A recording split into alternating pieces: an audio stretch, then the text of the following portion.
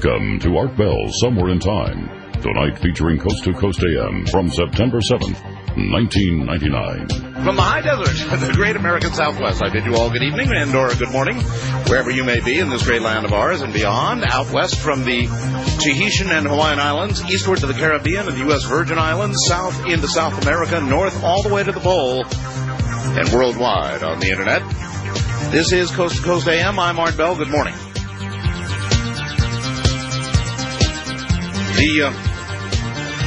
The show tonight is going to be a very, very good one.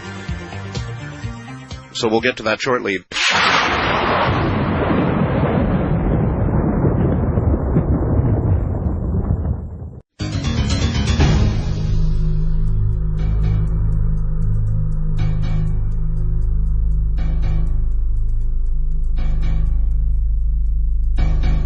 What a wonderful treat you're in for now. Russell Targ is a physicist and author who was a pioneer in the development of the laser and many laser applications, and co-founder, along with Hal Puthoff, of the Stanford Research Institute's investigation into psychic abilities in the 1970s and 80s. He's co-author of Mind Reach, Scientists Look at Psychic Abilities, The Mind Race, Understanding and Using Psychic Abilities, and most recently with spiritual healer Jane Katra, Miracles of Mind, exploring non-local consciousness and spiritual healing, and Heart of the Mind, How to Know God Without Belief. How to know God without belief. Oh, is that going to be interesting? Last year, Russell Targ retired from Lockheed Martin Missiles and Space Company as a senior staff scientist, where he developed airborne laser systems for the detection of wind shear and other peaceful applications. He now pursues ESP research at Interval Research Corporation in Palo Alto, California. His website, showing recently declassified data from the SRI remote viewing program, is linked on my website, but it's http://espresearch.com. So one might ask, what do the healer, mystic, and psychic spy all have in common? Indeed, one might ask that. They're all in touch with their non-local mind and our community of spirit. Stanford Research Institute conducted investigations into the human capability called remote viewing. SRI's research was supported by the CIA and many other government agencies for 2 decades. Its task was to learn to understand PSI abilities and to gather information about the Soviet Union during the Cold War. Mr. Targ was co-founder, that's right, co-founder of this $20 million program, which began in 1972, and he will describe his participation, the founding of this previously secret research. He will discuss recent research in distant healing, quantum interconnectedness, how the future affects the past, some of the implications of developments in modern physics for PSI research and applications. Russell is going to compare the inflow of information that is a hallmark of remote viewing, the outgo of intention that plays a part in facilitating distant healing, with the stillness of ego surrender that can arise between the two. This is going to be quite an interview. Here, ladies and gentlemen, is Russell Targ. Russell, welcome to the program. Good evening. I'm very happy to be able to talk with you tonight. Boy, I'm happy to have you here. You were co-founder of the original remote viewing program. In the beginning, Hal Puthoff and I joined Stanford Research Institute. We're both physicists. In fact, we're both laser physicists, had done similar things before we came to Stanford. And we had the idea that we would bet our careers at this point, 1972, that we could learn enough about psychic abilities to do repeatable, reliable experiments, teach people how to get in touch with the part of themselves that's psychic, and publish our findings in the standard academic journals like Nature magazine and the Proceedings of the IEEE. We felt that at that point there was enough information about psychic abilities so that using reinforcement and feedback like you have in conventional psychology, we could assist people to learn how to contact their own psychic selves, and that we could learn something about incorporating ESP into our lives. All right, well, a lot of people out there are going to say, okay, fine, where's the meat? I mean, you made a bold statement that you were ready to bet your careers, which in a way you did, that this was true. What specifics would you cite that were in your mind and his at that time to make such a definitive statement? What had been done?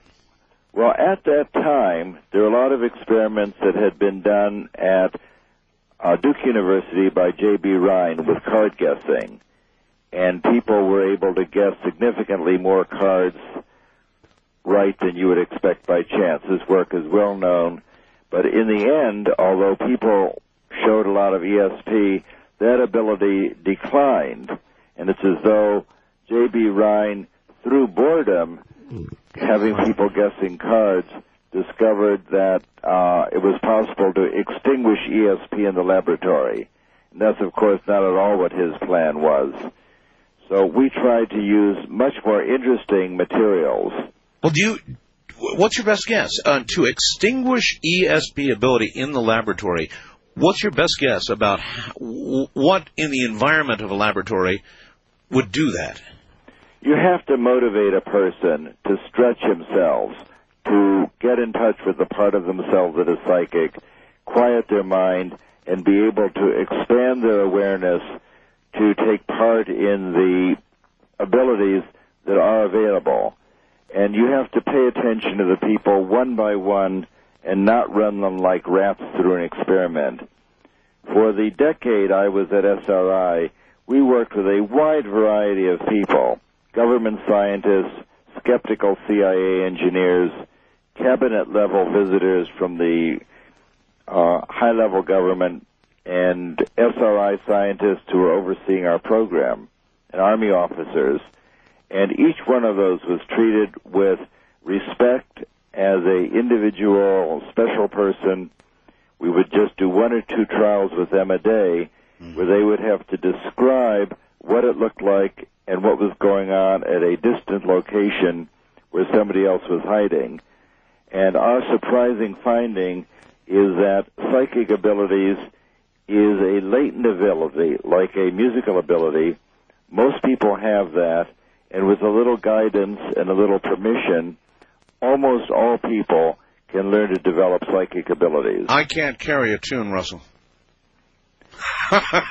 I'm sure. So I guess it's a good majority of the people, and it's a latent ability, but I sure can't carry a tune. So I wish I could say I could, and that there was some latent music ability in me. I love music, but boy, set me to singing, and I wouldn't have a show.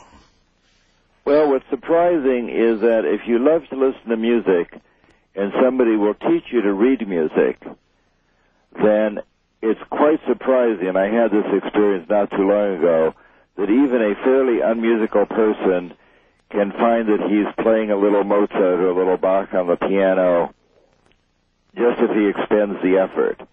It used to be 30 years ago that any well-brought-up young man or woman was expected to learn to play the piano. That's gone away now.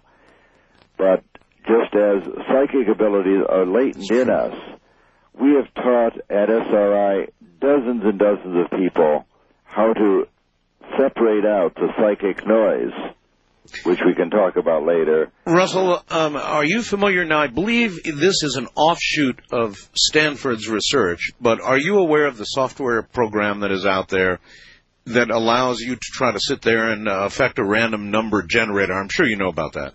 Yes. That thing works, Russell, and it works so well. Let me tell you how well it works. I can set it to running, and it will score you at the end of a certain period of time. And I can start the program running and leave the room and go do something in the other room and come back, and the scores between 0 and 100% will be down like about 20%, 30%.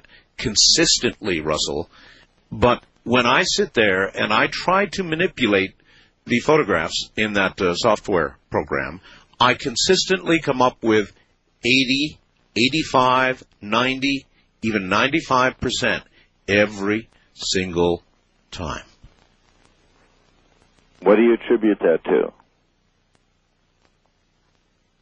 The obvious ability of the mind to affect at least something as, and I'm not sure what the right word is here with respect to a computer and a random number generator, but I don't know. I don't know what to attribute that to. This work has been going on at Princeton University for almost 20 years now, under the directorship of Bob John, the physics professor, engineering professor, and they have found that a wide variety of people, again, are able to affect their random number generators. There's a kind of a micro-psychokinesis where a person interacts with the machine to cause a change in the random distribution of the machine. In our work, we're concerned with the interaction between people, where the outflow of intention of a healer is able to affect the health and well-being of a person in a distant place. So in the distant healing, we think that this is not so much a psychokinetic ability, but the very well-documented data that we talk about involves apparently a healer outflowing her intention to provide a kind of psychic template so the distant person is able to, it's like sending a psychic get-well card. So the person at a distance is able to mobilize his or her own immune system and recuperative capabilities so that they get better. And the data for this distant healing is now becoming very, very strong. But, Russell, you would think it would have to be, to really work, be more than a sort of a psychic get-well card. In other words, there's some actual manipulation. Believe me, I've my own dad has used a healer with some effect. I mean, I've seen it in my own family, and we're full of pragmatic folks, with the exception of one of my sisters. Very, very pragmatic. My dad is somebody who would never in a million years have considered this, but he did it and claimed it worked, and I can't imagine how it could work without there being specific, more than just a sort of a mental suggestion or a mental get-well card. In other words, if you've got tumors on your liver, Russell, and somebody at a distance is able to do something that causes those tumors to either shrink or go into remission or go away, something real happened there. I certainly agree that it's something real. What it appears is that there's a near-field effect. When the healer is up close with the patient, you have something perhaps like therapeutic touch, which is really therapeutic non-touch, as you know. In the near field, you might have an energetic interaction between the healer and the sick person.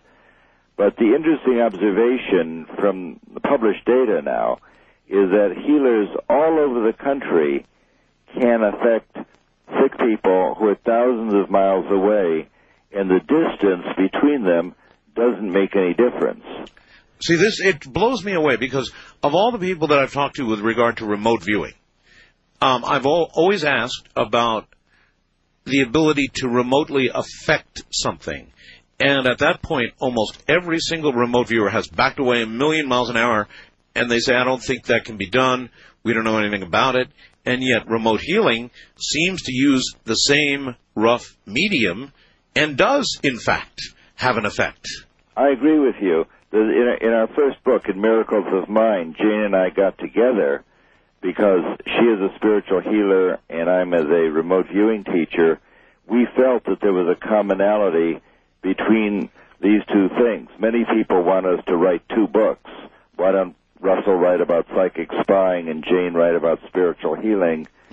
But we felt that they were related, and the way they're related is that in the remote viewing you are inflowing information, and it appears that in this distant healing you're outflowing.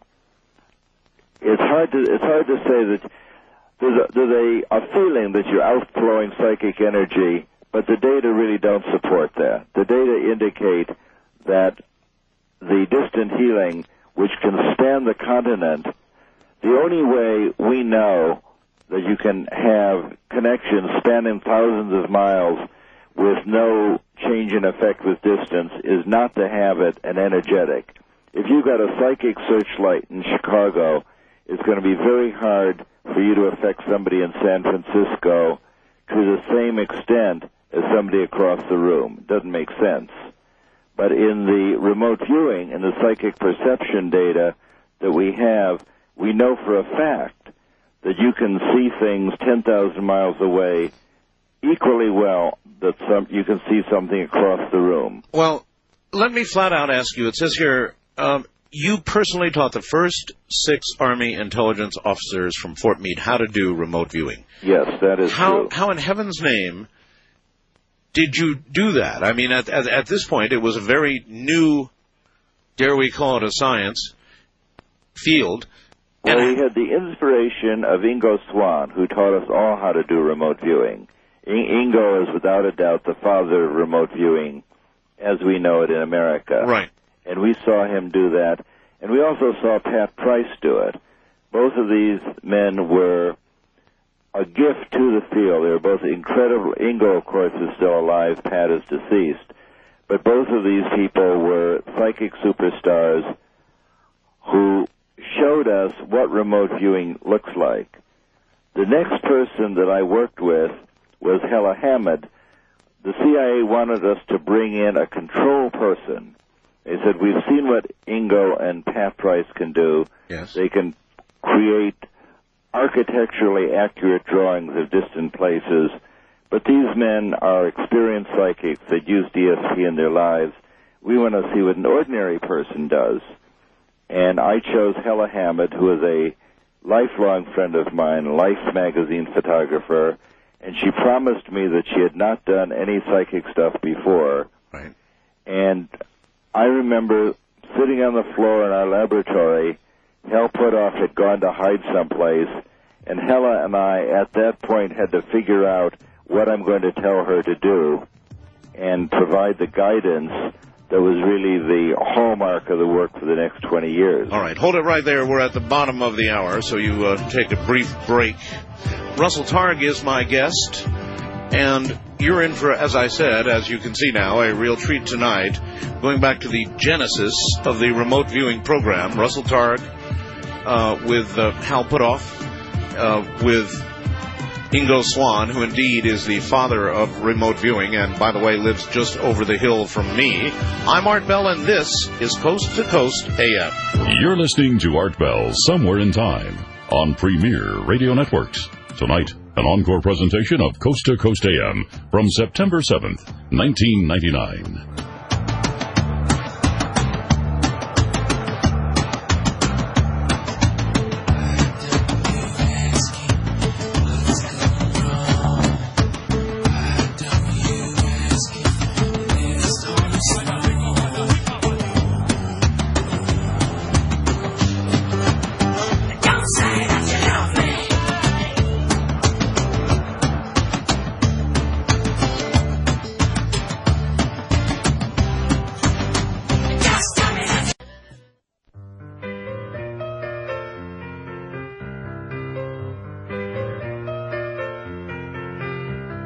Falling in love was the last thing I had on my mind.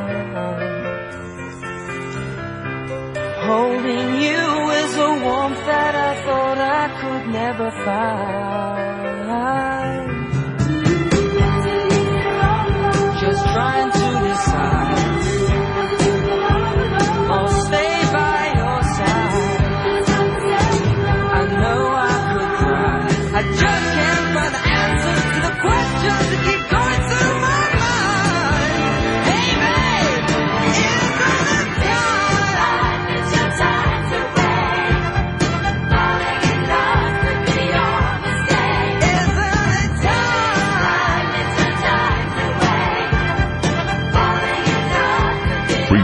Radio Networks presents Art Bell, Somewhere in Time. Tonight's program originally aired September 7th, 1999. Good morning. Russell Targ is here, and boy, do I have a question for him. He's one of the originals, one of those who taught the first who learned remote viewing. So in a moment, the question comes.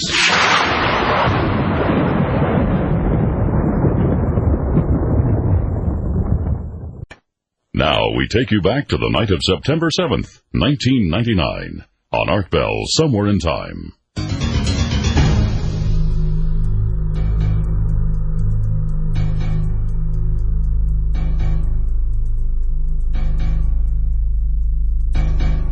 Once again, Russell Targ. Russell, I have a very serious question about remote viewing itself. What can I tell you? My understanding of it is that you have a control person who will issue a number, it can be a number, I guess, or it can be almost anything, to the remote viewer.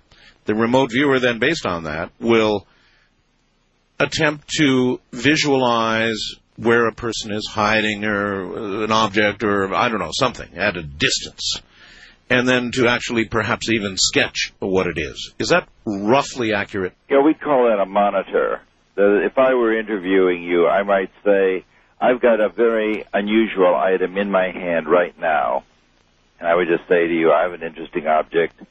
And as I said with Hella, as we sat the first time, I would say, don't tell me what the object is. That kind of naming is very difficult.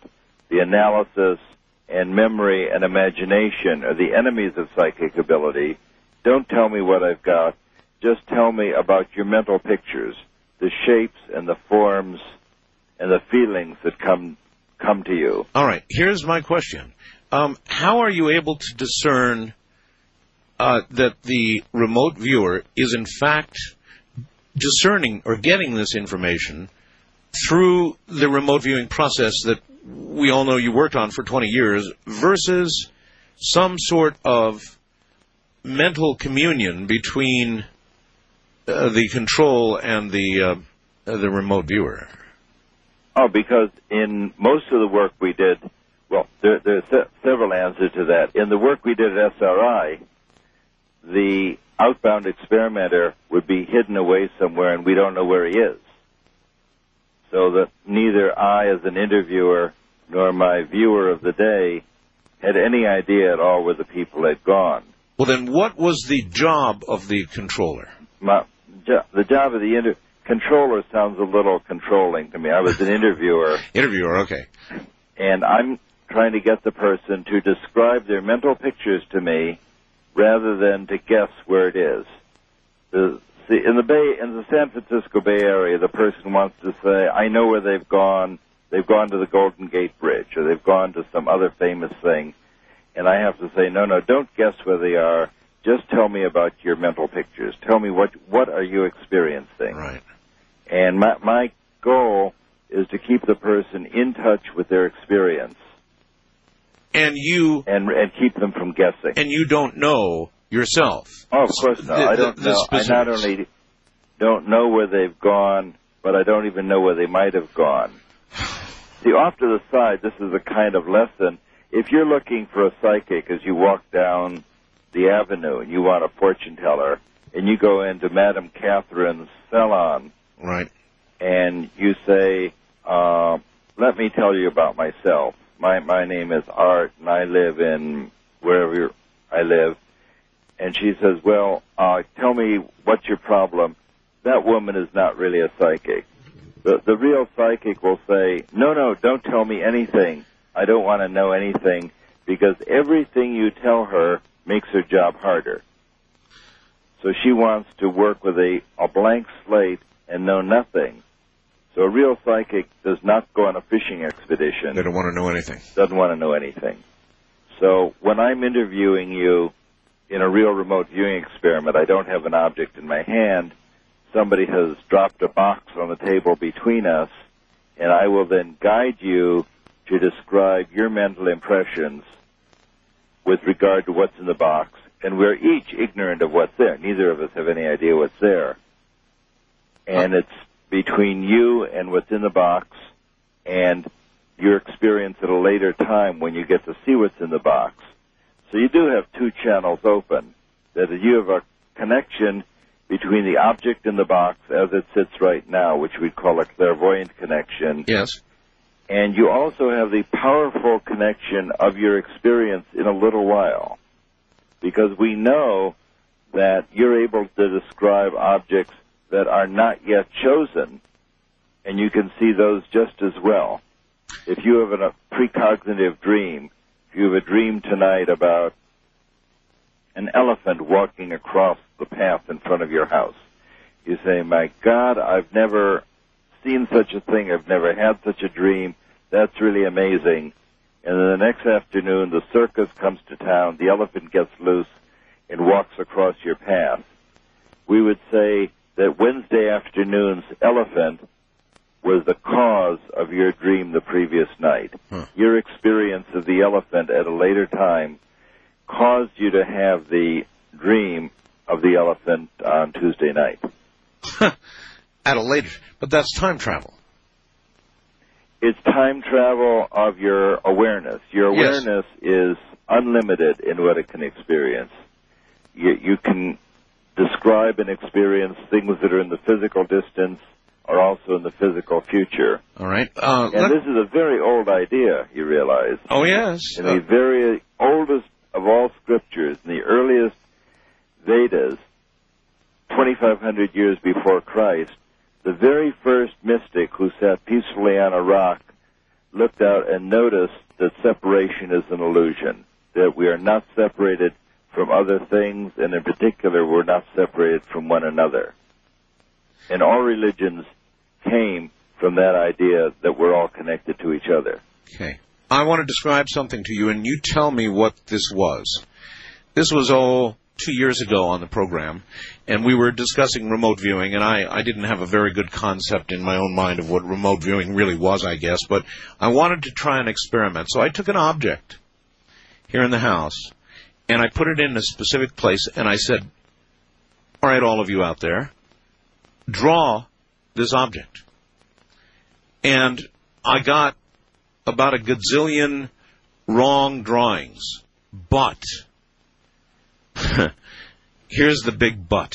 I got 2 drawings which were specifically the item. And the item was a little 4x6 marble laser picture of me, that somebody had put into marble by laser. And it was in a little metal frame that kind of curled around it, holding it in a very strange way.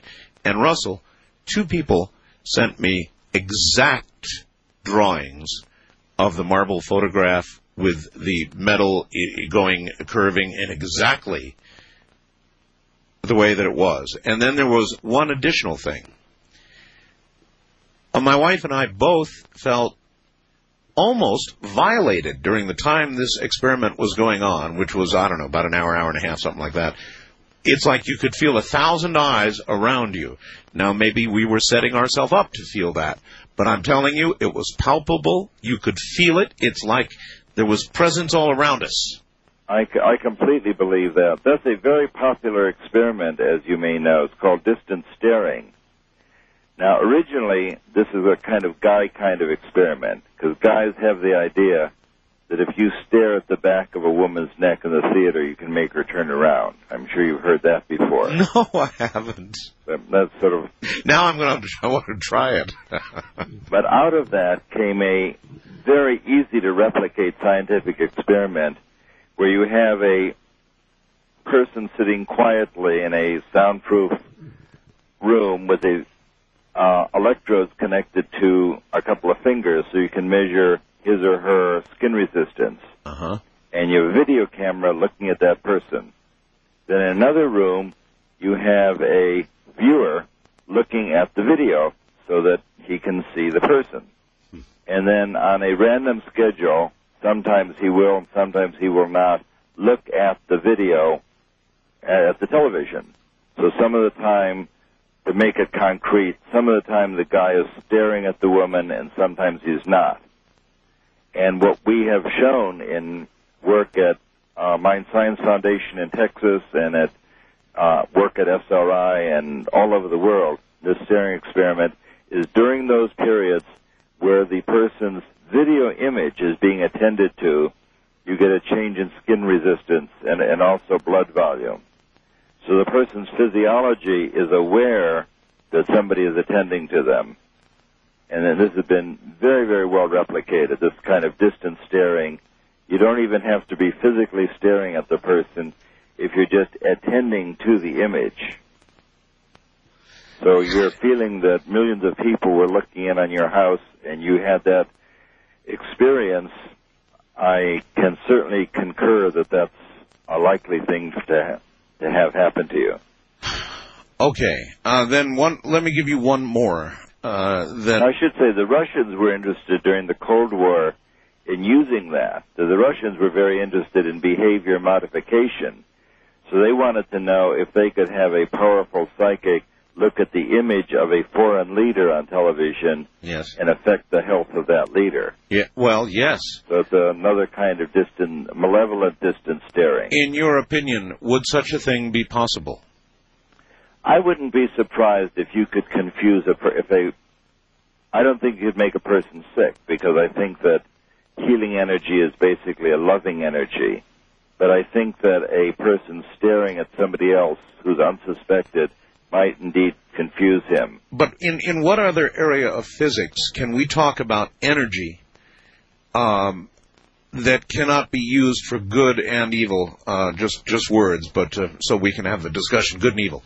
What other energy cannot be used for both? Well, energy only is, I understand your idea. The remote viewing is a perception, and you can use remote viewing to find your lost car keys or to spy on somebody. But energy is a force of nature. All that energy, ordinary energy, can do is heat something up. There's no beam that I can shine on you to make you cold. But if you can heal somebody's physical ill, why can't you cause it? Or is that still perhaps up in the air? What it appears is that healing is a kind of surrender by the healer with a loving intent that causes the person's homeostatic processes. This is distant healing. This is in the faraway healing. Yes. That you are allowing the person to achieve a kind of resonance with the healer and heal themselves and pull themselves together. And that kind of loving energy appears to manifest from the surrender of the healer. In experiments with Olga Worrell that Elizabeth Rauscher and Beverly Rubik did, it was a great experiment where Olga Worrell, the famous, powerful healer, they wanted her to kill the bacteria in a test tube. And she said, I have no way of doing that. I can only heal things. The healers are not able to kill stuff. So the experimenters infected the bacteria, gave the bacteria penicillin so they were dying, and then Olga Worrell could extend the lives of the sick bacteria. Wow, I say again. So that's a classy experiment. That's, again, healing at a distance, and she could not exactly bring them back to life, but keep them alive, longer, even though they were suffering from penicillin. I understand. And I can see how the control could easily be done on that. Wow. All right. Then see what you think of this. For a while, I conducted a series of about 7 experiments, Russell, mass experiments, in which I asked millions of people to concentrate for a protracted period of time on bringing rain to an area that had no rain in the forecast and desperately needed it. And, Russell, it worked, and worked again and again and again. And it actually got to the point where I started having people asking me to have mass concentrations with regard to the course of a hurricane. And I started getting, I'm not afraid to tell you, I started getting scared. Because I started imagining, for example, if this is real, and it sure seems to be based on the experiments we have done, then I might stall a hurricane out over a sea where it would build into a Category 5 and then come smashing into land. In other words, I was in an area that I had no real idea of what I was doing and whether I might be able to do harm instead of good, and so I stopped. Yeah, we often get into trouble when we try and improve nature. Wilhelm Reich was very interested in cloud busting and affecting storms. Yes. I don't have personal experience with that. There's a lot of 19th century levitation that was going on, and that has not been very forthcoming in the laboratory. In my experience, our perceptual capabilities are almost limitless. It would be hard. There are a lot of ways to screw up an experiment so it doesn't work by doing it improperly. Right. But it's very hard to imagine a question that you can ask a psychic that he could not answer. So in a sense, we're omniscient as individuals. We have that capability. It's not to say that you can know everything because we're only finite, but one by one, you can know whatever there is to know. Well, either with respect to remote viewing itself and all you understand about it now, and or the kind of experiment I just talked to you about, is there a possibility of a negative result, danger, either for the remote viewer or for those affected by what's done? Well, certainly in the experiment you described, if people are able to affect the course of a hurricane, there's major damage that can be done. In the remote viewing, as far as we know, there's not danger done. Hal Puthoff and I, for example, eventually went to work for the CIA, although they are not our favorite people to work for. We were, as scientists, in favor of intelligence as compared with ignorance. Now, there's got to be an interesting story there. Science usually doesn't much like folks like the CIA, and how did that get done? In other words, how did you get talked into doing it? Well, we didn't require talking into it.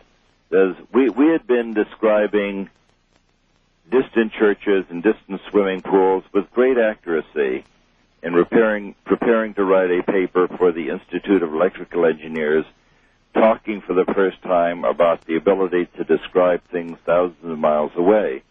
But as always, scientists are looking for money. And we took our findings to the director of the Central Intelligence Agency and showed him what we were able to do with the general idea that this is in the middle of the Cold War, and it seemed obvious to us that we would be able to describe what was going on in the Soviet Union and elsewhere. Sure. And although the CIA is engaged in all sorts of operations that we didn't like, we felt that for the good of the country, for national security, right, given a choice, we prefer to know what's going on than be ignorant. It's like we, as scientists, were in favor of information. So the courageous head of the CIA at that time heard our story and said, "You guys are wasting your time looking at swimming pools and churches in Palo Alto. I have some places that really need a description in the Soviet Union. If you can describe one of my favorite places, we will support your work." And that was one of the great successes of Pat Price, who was able to describe the insides and the outsides of a Soviet weapon factory with very, very great detail. God, I've never heard this story. That was the test. That was the stuff that we got declassified and was a spur for writing Miracles of Mind.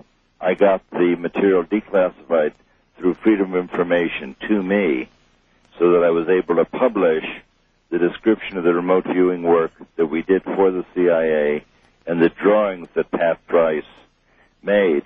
And just to be on the safe side, I published the letter that the CIA sent to me so that I could print these drawings that still have classified, that still have secret on the top and bottom. So that's all it took for the director of the CIA. Once he saw that, you were off and running. You know, he's a highly intelligent, courageous man who became president of Lockheed.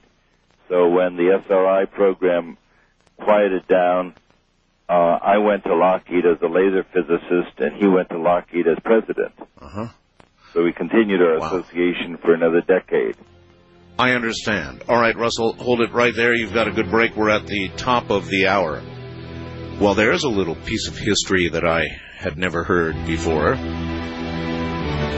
There was a test, and a pretty non-trivial test at that. The precise description of a Russian weapons factory. So that's what got it all started, huh? Fascinating. Russell Targ is my guest from the high desert. I'm Art Bell, and this is Coast to Coast AM. You're listening to Art Bell, Somewhere in Time. Tonight featuring a replay of Coast to Coast AM from September 7th, 1999.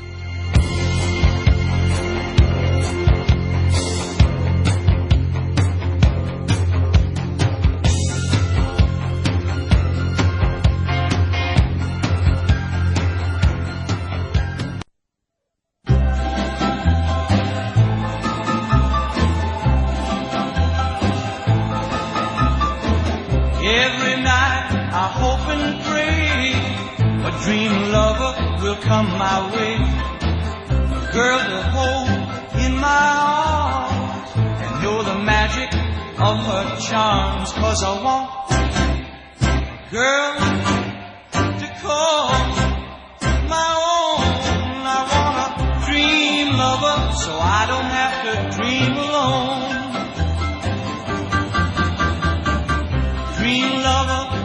You're listening to Art Bell, Somewhere in Time, on Premier Radio Networks. Tonight, an encore presentation of Coast to Coast AM from September 7th, 1999. And this, of course, is my form of time travel. It'll definitely take you back. And you'll notice, as you listen to it, if you're old enough, there will come with it a picture of whatever was going on in your life. It really begins to paint a very, very vivid picture of what was going on in your life at that time. It's kind of like time travel.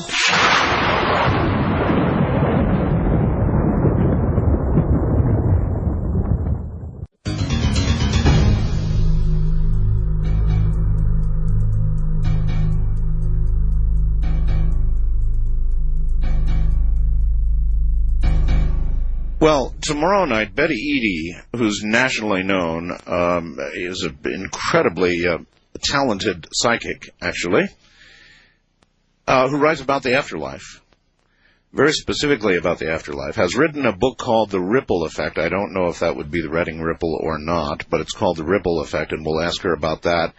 And then the following night, Gordon Cooper is going to be here, the astronaut. Gordon Cooper. Right now, though, Russell Targ, and we're talking about remote viewing. Russell, the remote viewing program, they said, was canceled. Do you believe that to be true? I think that at the end of the Cold War, it wound down and that there was no discernible enemy anymore. So the answer to this is yes, the remote viewing program was eventually canceled. But we do have... It was 95 was the end of the remote viewing program. But we do have discernible enemies.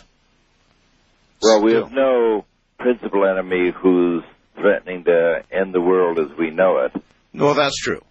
The Cold War was over by 95, and there was no longer the threat of the mutual assured destruction. Right, but suppose we had or wanted or had a reason to know where somebody with a suitcase nuclear device might be. That'd be pretty important, wouldn't it? That would be a good job for a remote viewer. Mm-hmm. That we would know how to go after that and work on that problem.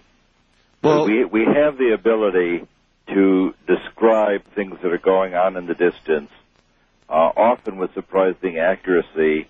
When we were doing operational things for the CIA, we would generally not be the only ones doing it, but we were just another untested asset to be compared with the other assets that were available. Like human assets, satellites, whatever, reconnaissance, all put together like a puzzle. That's right. Uh-huh. Now, in the experiment at the top of the hour I was describing with Pat Price, would you like me to finish up that story? Please. A the director of the CIA said that we want to see if you guys can really do this with an operationally significant target. So they sent a physicist, a highly intelligent fellow from the CIA, to our lab in California with geographical coordinates. And when I was all sequestered with Price in our electrically shielded room, he gave us the coordinates of some place. We had no idea what it was at all. Of course, we suspected it's in the Soviet Union. And Price, as he would do, he would polish his glasses and close his eyes and describe his mental impressions of, in this case, psychically lying on top of a building as a giant crane rolled back and forth over his psychic body. He says, "It's the biggest crane I've ever seen. It's got wheels on each side of the building." He said, "This is very complicated. I better draw it." And he drew a giant gantry crane, which he called a gantry. Yes. And showed what it looked like with the four wheels on one side of the building and four wheels on the other. And he said, "That's what I get." And he handed in this very accurate drawing, which we show in our book, in Miracles of Mind. We show Price's drawings as we gave to the CIA contract monitor. Can you describe the expression on the face of the CIA contract monitor? Well, he was very shocked because he knew what the outside looked like. He unrolled his secret satellite photographs, and this is at a time when you weren't even allowed to say the word satellite photograph, and Price had drawn as good a architectural, mechanical drawing, three-dimensional sketch as you could do if you were looking at the drawing. Can you repeat what he said when he saw that? Well, I can't. It must have been. It's the sort of thing that an airplane pilot says as the plane is about to crash. Yeah, I'm familiar with that phrase. Familiar with that phrase. Yeah, I certainly am. He then went back to Washington and said, "What we'd like you to do is describe what's inside the building. Because, of course, what you've described, we already knew. This is just a test. Can you tell us what they're doing?" And Price then, in a subsequent trial next day, said that they're building a giant 60-foot diameter sphere out of steel, and they're making it out of gores, sort of orange peel sections that they're welding together. And Price said they're having trouble welding them because the metal is getting distorted. Now, this is pretty detailed information Boy, I'll say. from a psychic practitioner. 3 years later, after Price died, we then learned, or CIA learned, that in fact they were making 60-foot diameter steel containment vessels for a particle beam weapon to shoot down the satellites that we were using to take those very pictures. So we were able to confirm that what Price looked at was exactly the right structure, both inside and outside. And these extraordinary accurate drawings were really a hallmark of the very best of the psychics we work with. For 1 second, let me pull you out of the remote viewing aspect of all this. And you were significant in developing lasers. Yes. That was my earliest incarnation. Uh-huh. And you've been out of that business for how long now? Well, I've really had a dual career. I was in the laser business 15 years, making very high-power lasers, stemming from even the beginning of the lasers before there were any lasers. Understood. And then in 62, it's all very confusing. Now, in 72, Hal Puthoff and I started the SRI program. So for the next 14 years, I was involved in psychic stuff, learning about remote viewing. And then I went back to laser work for a dozen years at Lockheed. They're putting lasers on airplanes to shoot down Scud missiles and measure wind velocity and detect air turbulence. So I went back into aerospace for a dozen years until lasers were sort of my roots. That is, I studied spectroscopy at Columbia University. So the ESP was a 14-year mid-course correction that stemmed out of my earlier interest in magic, stage magic.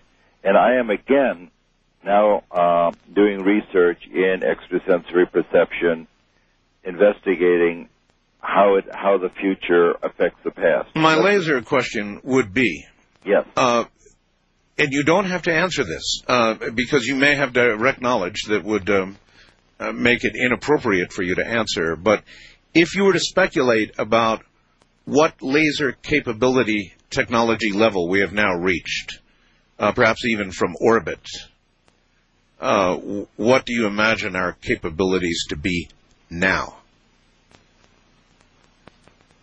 I understand what you're asking. I'm trying to think of what's the... People talk about megawatt class lasers. That's a lot of power. A megawatt laser can do quite a bit of damage from many, many miles away, let's say. You mean on ground, through the atmosphere? I'm sort of not comfortable. Okay. I'm now a couple of years away from that, and that's fine. I don't know what's classified at the moment. I've got you. I understand. I had to try. I had to try with your kind of background, so I understand that answer completely. You can do a lot of damage from a great distance, let's say. Okay. It's hard. The energy aspect is really so interesting in this. We all want to control energy. So in our first book, in Miracles of Mind, we discovered that a lot of energy, that psychic energy is available. And by golly, I can control that energy. I can see into the distance and find my lost car keys or parking place, or see into the future and buy silver commodities, make money in the market, or I can make coherence with another person, heal that person. It's as though you're able to control that energy. It's about self-improvement, and self-improvement's not bad. So there's nothing wrong. In other words, you can't do anything precisely negatively with this energy, as we discussed earlier. That's right. But the other side of it... But you can read the market, and you can make money? Yes. And in Heart of the Mind, with our other book, we say there's a lot of energy available, and that energy can use me. And that energy can use me by way of healing and achieving an experience of something outside of myself. Could you tell me and everybody else what it... I mean, my God, here you are, a physicist working on lasers, and it's a little hard for the average person to understand how you make the transition to the mind disciplines of remote viewing. Because one is so much hands-on hardware, and the other is so much hands-off. Well, you could say, in a sense, it's all remote sensing. We're remote sensing with lasers, or we're remote sensing with ESP. Yes. But to answer your question seriously, I got interested in ESP as a college student, where I was doing magic on stage. And every magician, even the skeptical ones, will tell you that when you're on stage, you're in an ESP-conducive condition. Your eyes are closed, and you're trying to inflow information. Generally, you know most of it from a trick you've done. You've deceived somebody, so you know what's on their mind. But typically, with a trick that's called billet reading, where you'll be standing on stage, pretending to read the mind of a lady in the audience. Yes. You've already read the question that she's submitted, and you read it surreptitiously, and you know that the lady's lost her dog. So you close your eyes, and you hold your head to your hand to your head, and you say, there's a woman in the audience, and she's looking for a dog. Is there somebody looking for a dog? And the woman will stand up and say, yes, yes, I am. And at that moment, a magician with the lights in his face and the heat of performance upon him will notice that he's also experiencing a white frame house with an apple tree in the front yard and a brick facade, and he will then supplement his trickery by whatever images come to him. And then any magician, we worked with Melbourne Christopher, who's a distinguished American magician, and he said, oh yes, we're familiar with that, and you can fold in these psychic impressions with the trick you've already done. Wow. Then, apparently you must have studied a number of magicians. How many magicians percentage-wise, would react positively to what you have just said and say, oh, yes, that's happened to me? I think there's been a survey done. I can't quote that. I was just discussing that with one of my researchers, and a survey had been done, and a majority of magicians would confirm that. I don't know how many. Melvin Christopher was the magician that SRI hired to oversee their work, because SRI, even though I had a background in magic, SRI was worried that some wily person coming in would deceive us. So we always had a magician oversee what we were doing, so we were not fooled. Because I didn't want to spend 10 years of my career and be deceived in the end. But certainly Melvin Christopher confirmed that. I believe Kreskin would also confirm that from his many writings. He talks about heightened sensitivity. So we think that this is a common experience, and it was certainly my experience that psychic information was available. And then as a young scientist, I thought it would be much more interesting to understand genuine psychic abilities than to continue deceiving people with trickery. It was crystal clear to me that I was receiving impressions that I had no ordinary way to accommodate. And it was really through my magic as a young scientist, through doing stage magic, yes, that I got interested in exploring psychic abilities. You are familiar with many claims of psychokinetic occurrences, poltergeist activity, that sort of thing, things moving in the air. Frequently, these things seem to occur, Russell, near maturing young women, young teenage girls most frequently seem to be involved in incidents of psychokinetic occurrence.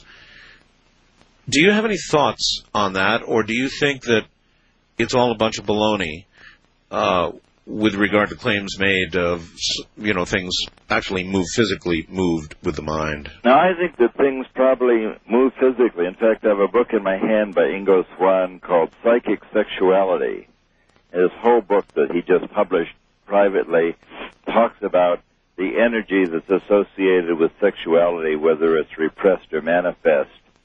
So there's now a tremendous amount of published literature, investigations by psychic researchers, principally William Rowe. Break all that down in English. What is the basic contention with regard to sexual energy? That's really interesting. The sexual energy exists as an energetic force that can cause things to happen. And as that, now, I have no direct experience with this, so I'm always much more comfortable telling you about something I've done.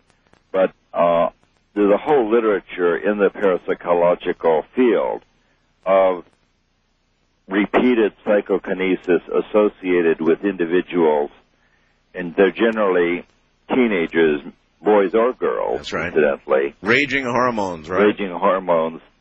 Find an outlet by breaking crockery or moving stuff around. Yeah. And it's 100% not understood, incidentally.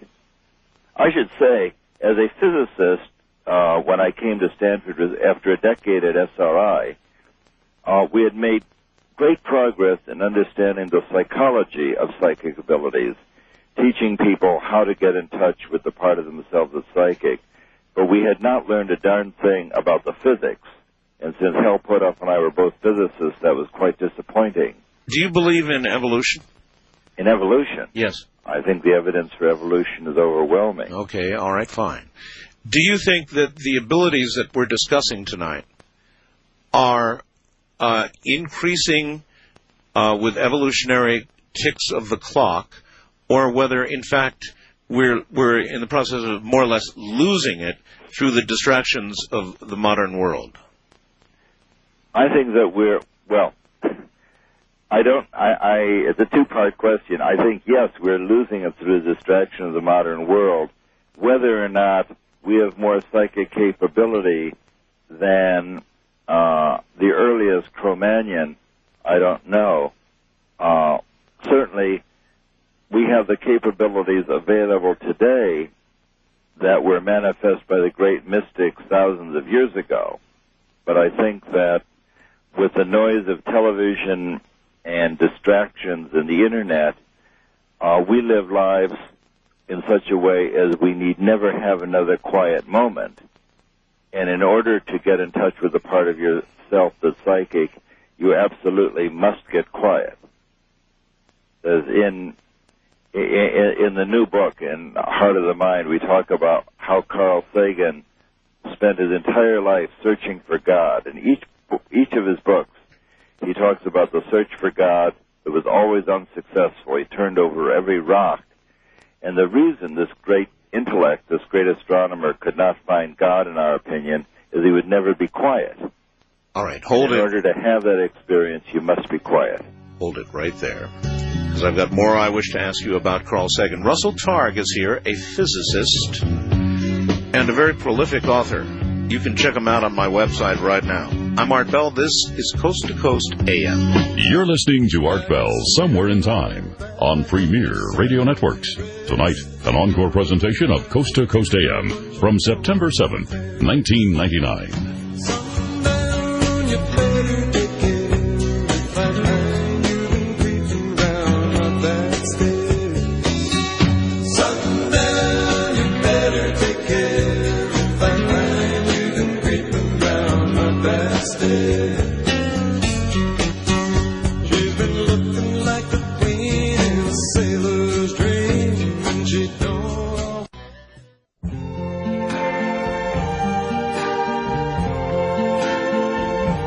I see trees of green,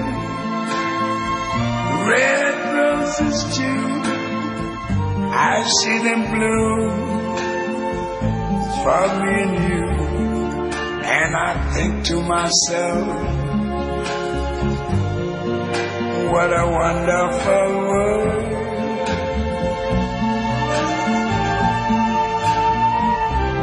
I see skies of blue and clouds of white, the bright blessed day, the dark sacred night. And I think to myself, what a wonderful world.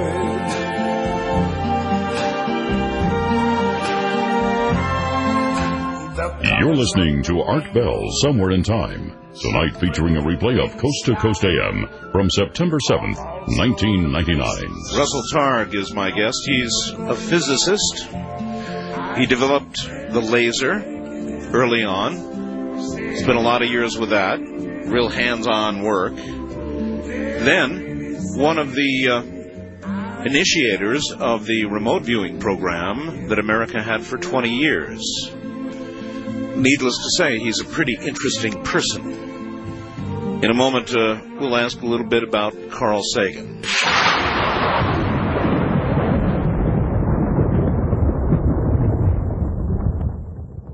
You're listening to Art Bell Somewhere in Time on Premier Radio Networks. Tonight, an encore presentation of Coast to Coast AM from September 7th, 1999.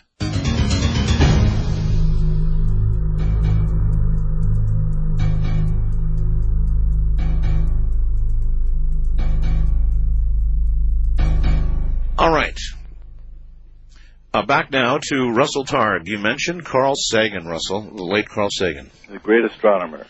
Absolutely. With a unique ability to communicate, of course, to the common person out there.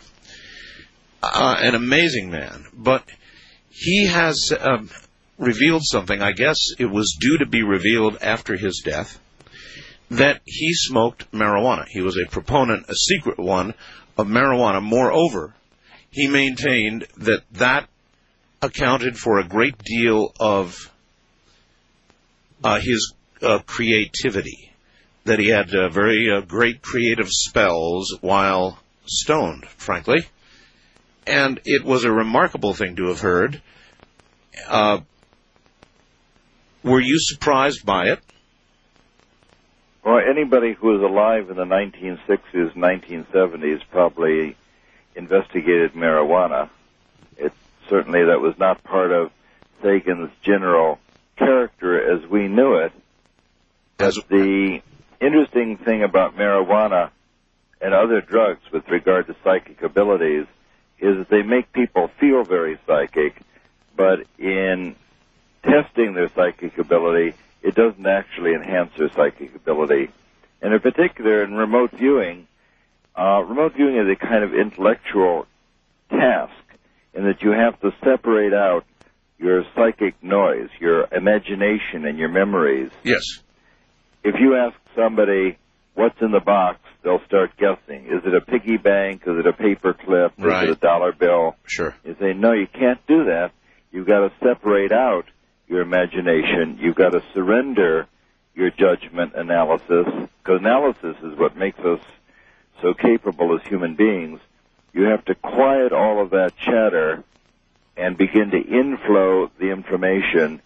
And when you have given up your capabilities, whether in alcohol or marijuana or anything else, once you've begun to dampen your acuity, then you no longer can control that chatter. So, although, I mean, the joke in parapsychology research is really what I said before, is that when people are smoking marijuana, they feel psychic, but the truth is that's not a way to develop psychic abilities. So that's your answer with respect to psychic abilities. His statement was with regard to creativity, and I suppose they're very closely related, but they may not be the same thing. Is that true?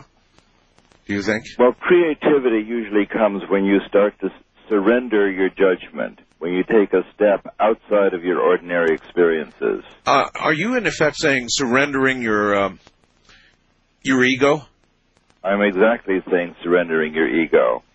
And the idea of surrendering your ego as a path to transcendence, path to experiencing something outside yourself, is the oldest spiritual treatment in the book. They're the oldest Vedas from 2,500 years before Christ. Every mystic who has ever sat quietly noticed certain things. One of the things that they noticed is that we are not separated from one another, that we have a shared consciousness, that the idea that you're your brother's keeper comes because you and your brother share some consciousness. And the idea of surrendering ego is something that's taught in the Vedas. It was taught in the Jewish traditions, and Jesus taught it. And all the mystics have taught this as a way of experiencing something beyond yourself. Well, then let me ask you I'm not being easy on you here. So you can tell me to get stuffed if you don't like the questions. But I asked this of quite a few people because it's such an important question. I think I know your answer based on what you said about Carl Sagan. But in the movie Contact, Jodie Foster was forced to sit in a chair and finally either declare she believed in the God of the Bible or not. And her answer was not, and she didn't get the seat. If you had been in that seat, what would your answer have been? I would have said that God is an experience that doesn't require belief. It's an experience that's available to us all. And in the experience that we have today, it's as though all of us are living workstations already connected up to a spiritual internet. We have the capability of experiencing something beyond ourselves, and that experience is one of surrender. It's an experience of residing in love. I mean, Jesus talked about the peace that passes understanding. It's the opportunity to become overwhelmed with love and recognize that there is something outside of ourselves, greater than ourselves, that's available to be experienced. A creative force? And that, yes, the creative force, and that's the experience. Now, the belief would be the belief in Judaism or Christianity or Kabbalah or some other, or Buddhism or some other path. And that belief is a kind of sacramental software. It's a software package that allows us to connect to something beyond ourselves. But we really have that capability within ourselves.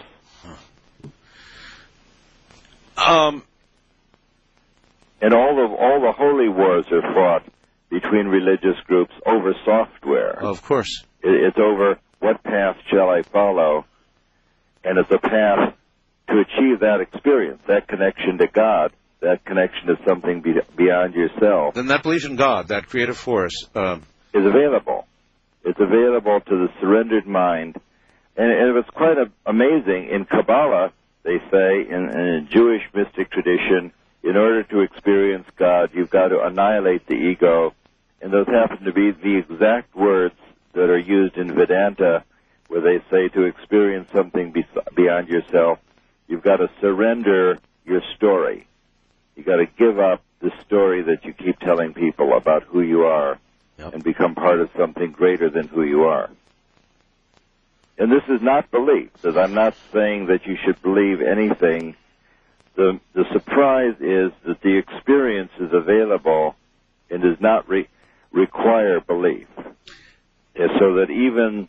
Is it possible, Russell, to be certain personally of the presence of God through the use of remote viewing? Well, it's possible to be certain of the presence of this loving experience, this experience beyond yourself. You don't do that through remote viewing. This remote viewing is not a spiritual path any more than vegetarianism is a spiritual path. But it was my understanding that a lot of the original remote viewers and some of the latter ones began to have some disturbing spiritual experiences when they were not supposed to. Well, remote viewing is a way of quieting your mind. That is, this physicist here began on a spiritual path courtesy of the CIA. So I was a psychic spy for the CIA and found God because the CIA paid me for a decade to sit in the dark with my eyes closed, getting my mind quiet and helping other people get in touch with their quiet mind capabilities. They're probably not happy to hear you say that. Well, at least they do some good. Were there some remote viewers who cracked? I would have to say not on my watch. The Hal and I chose 6 people to teach remote viewing from a group of about 30 at Fort Meade. And we chose people who had either a great interest in psychic abilities because of their experiences or other experiences in their life that led them and us to think that they would be able to take part in that. So of the 6 people that we taught, they then went on, and of course Joe McMoneagle is the most famous, who's probably the greatest living... I've interviewed him. Greatest living psychic remote viewer that we know about. All of these people came to us, and of course had never done remote viewing before, but sat in our little laboratory, and we described what we thought was going on, and many of these people did excellently. In fact, 4 out of the 6 people that we chose were so successful that their results were independently statistically significant. And of course, physicists get all excited about statistical significance. Sure. Because it means we can publish it in a refereed scientific journal and say, we're not making this stuff up. This looks like a scientific experiment. Because somebody goes to hide, and the psychic is able to describe 7 out of 9 times where he was hiding. So it's a quite amazing capability. Do you believe personally that the Russians and the Chinese do presently or do not presently have a remote viewing program? I have known, but both the Russian and the Chinese do rather poor experiments in this arena, I should say. I visited Russia a couple of times, and it's harder to be psychic in an unfree country than it is in a free country. Because in order to be psychic, in order to be right, you have to be willing to be wrong. So you can't be in an environment where you're punished for being wrong.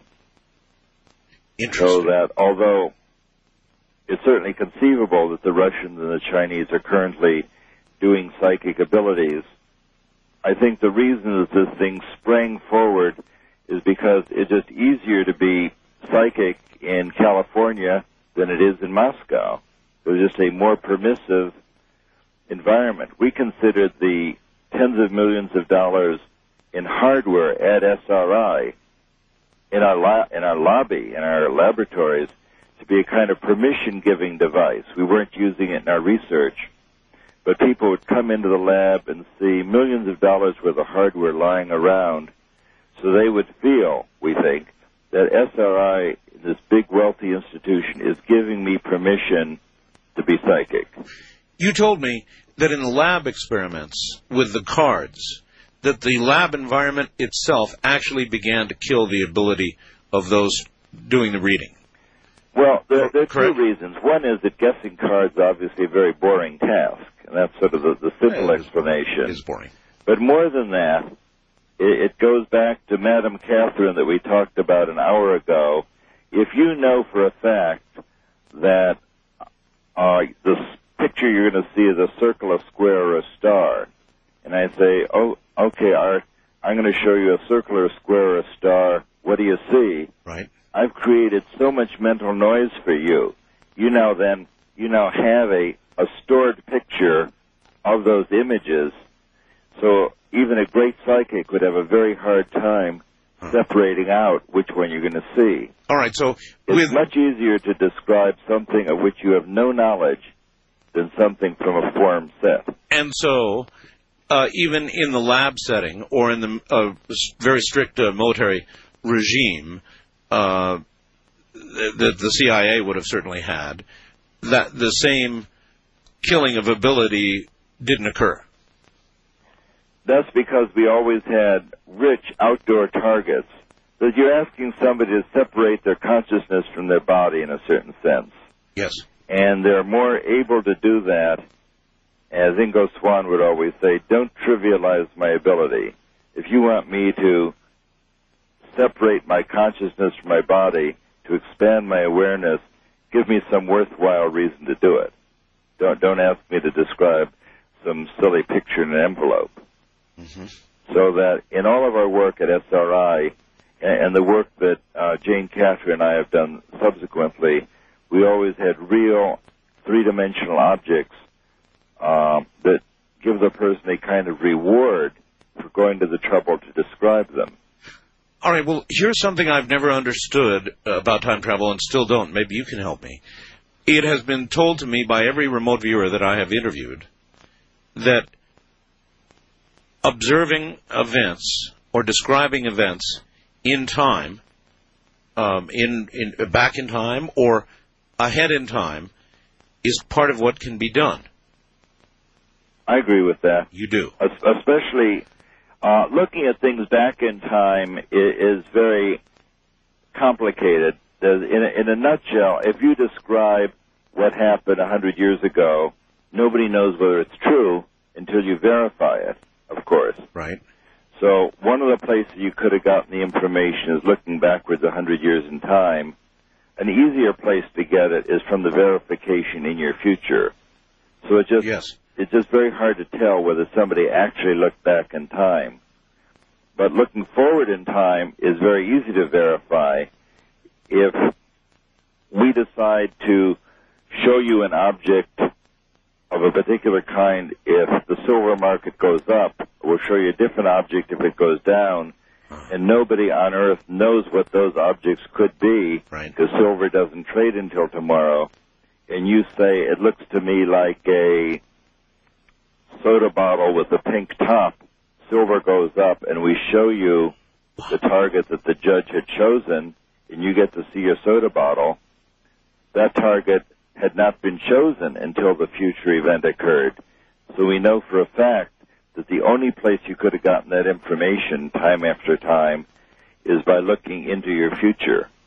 And as a matter of interest, in such controlled experiments, Russell, what percentage of time were the people able to discern the gold market's following day's movement? Well, in our first silver experiments that we did some time ago, we did 9 trials at the rate of 1 trial per week, and we got them all correct. It went 9 out of 9. All of them? All of them. And we made the front page of the Wall Street Journal, and Nova did a film about us. The following year, I should say, our investor, who had made more than $100,000 in year 1, wanted to do experiments at twice the rate, 2 experiments a week, and that was faster than we were able to do an orderly protocol. So we ran into problems simply doing the experiment at that rate, and in fact were not successful the following year. Well, but just for good measure, Jane Cather and I, in publishing Heart of the Mind, our publisher asked us, if you're telling people how to do psychic stuff, we would like you to demonstrate that you can do it. So in our own little controlled experiments with other judges, we were successful 11 out of 12 times. So even mild-mannered authors and scientists can be psychic when the necessity level is high enough. I would say, Russell, instead of getting energized and wanting double, which is a human thing to do, he should have moved from silver to gold and stayed with the same number of experiments. I would agree with that. All right. Hold on, Russell. When we get back, I'd like to hook you up with some people in the audience who I'm sure by now have very serious questions for you. Would that be all right? Fine. Oh, good. All right. Stay right there. Russell Targ is my guest. This is Coast to Coast AM. Good morning, everybody, wherever you are. You're listening to Art Bell, Somewhere in Time. Tonight featuring a replay of Coast to Coast AM from September 7th, 1999.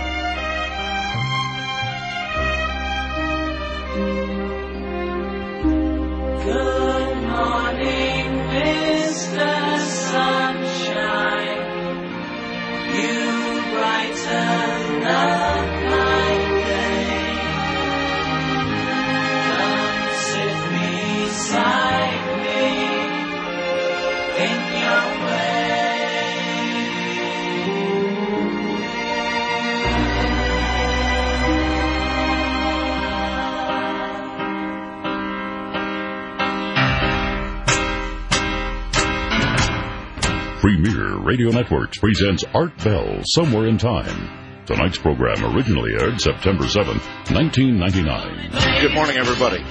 Russell Targ is here. He's a physicist. He actually helped invent the laser. Then, into the CIA's remote viewing program. And now, a lot to tell you about all of this. We're going to go to the phone shortly and let you ask whatever questions you would like. It is a rare opportunity.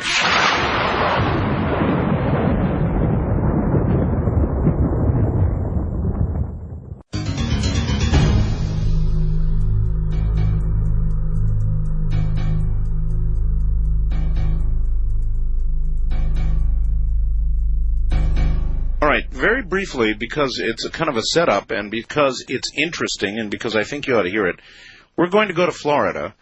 And an interesting gentleman there, do you wish to give your name, sir?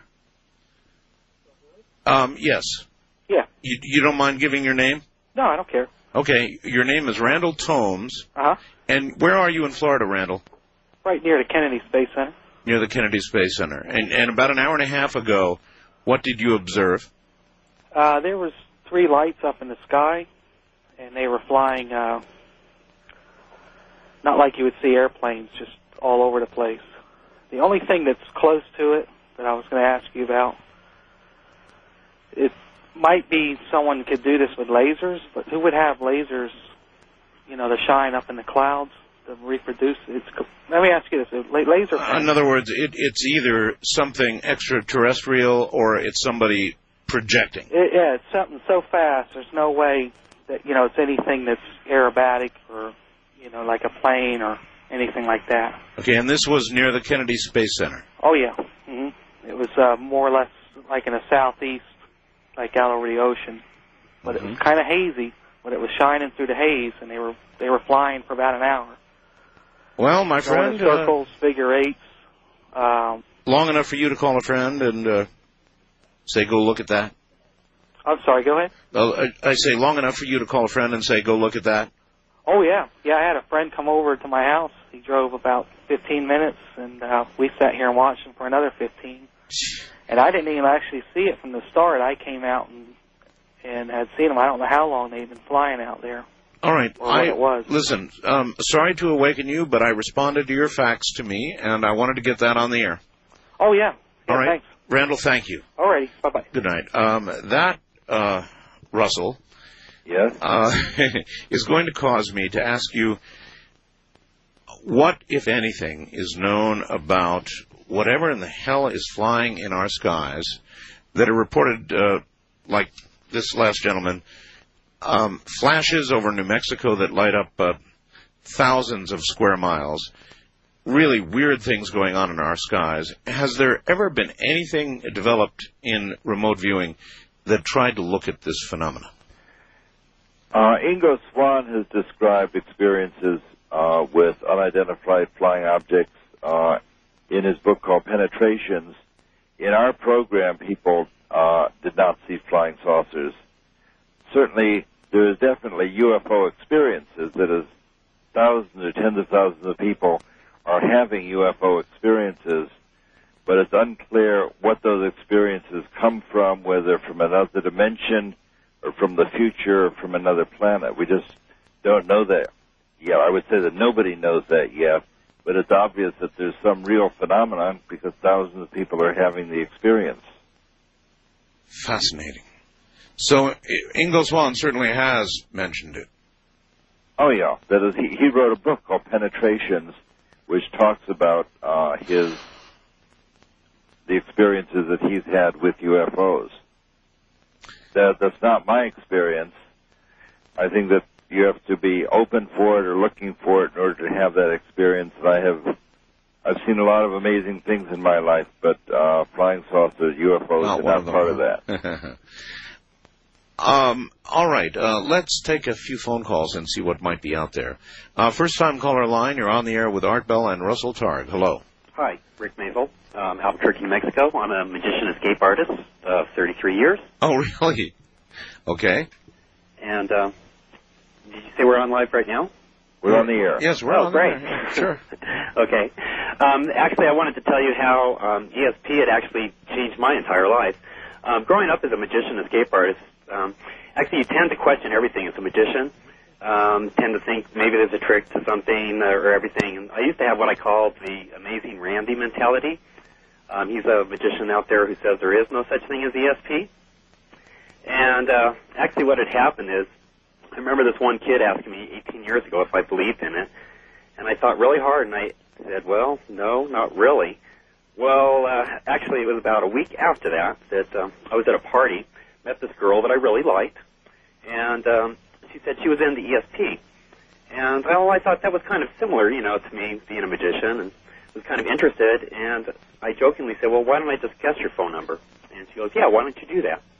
She grabs a pen and a piece of paper, and the way that I am, I tried to use logic. I said most numbers in Albuquerque start with a 2, so the first number's a 2, right? She goes, come on, just clear your head. So I had been practicing seen some transcendental meditation, so I just cleared my head, and an 8 popped in my head, and she wrote it down. And she goes, okay, keep going. Don't give us her whole number. Oh no, don't worry. Okay.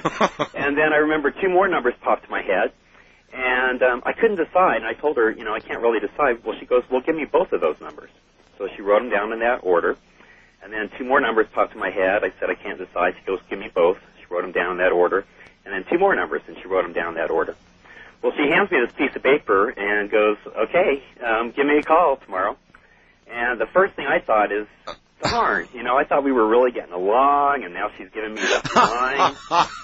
And so anyway, the next day, is you called her, and there she was. Well, actually, it was a government work number in New Mexico. Oh, my and this God. fellow answered the phone, and I asked for this particular girl. I'll just give the first name Michelle. Yes. And the fellow goes, well, just one moment.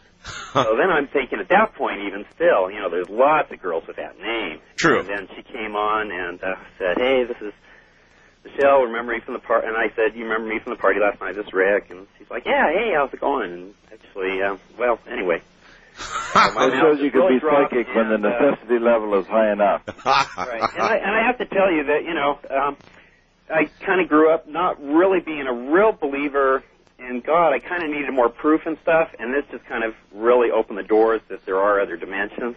Well, it opens the doors. My problem, thank you, caller, is it opens the doors. I firmly believe everything you've told me, Russell, about the ability of the human mind. The only thing, I'm unfortunately kind of like Carl Sagan, I think. And maybe I'm just not quiet enough, Russell. But while I understand that the functionings of our human mind are certainly something we barely know about, we barely understand probably what we're ultimately capable of if we were to pursue it. I haven't yet seen that, and I've seen quite a bit, but I haven't seen anything in that proves to me the existence of a God. Well, we're not proving the existence of God. We're saying that the experience of God is available. That the people have described from the beginning of recorded spiritual history what that experience is. Well, yes, but and it's a very scientific approach. Okay, but one might go into the woods or a prairie or a beautiful place and observe the mountains and observe every little beautiful aspect of the very intricate nature that's all around us, and say that they see God in that. And in that sense, I understand if that's what you mean by that. That would not be what we're saying. There are a number of schools. In Heart of the Mind, we talk about 3 different approaches to get to this surrendered state. There's centering prayer, which the mystic Christians follow. Sure. And there's meditation that John Kabat-Zinn talks about, sort of straight-up meditation, and there's a kind of Buddhist meditation that Thich Nhat Hanh talks about. All of these are different schools. The Buddhists are, of course, thousands of years old. The Christian meditation comes from the Gnostic Christians. But all of these are an agreement to get rid of your story, at least for the time being. I agree. And get quiet so that you have the opportunity to have the experience of experiencing something outside yourself. The overcome with love experience that Jesus talks about is a peace that passes understanding. And even Jews experience this in the Kabbalistic practice, where they finally agree to burn up the story and annihilate the ego.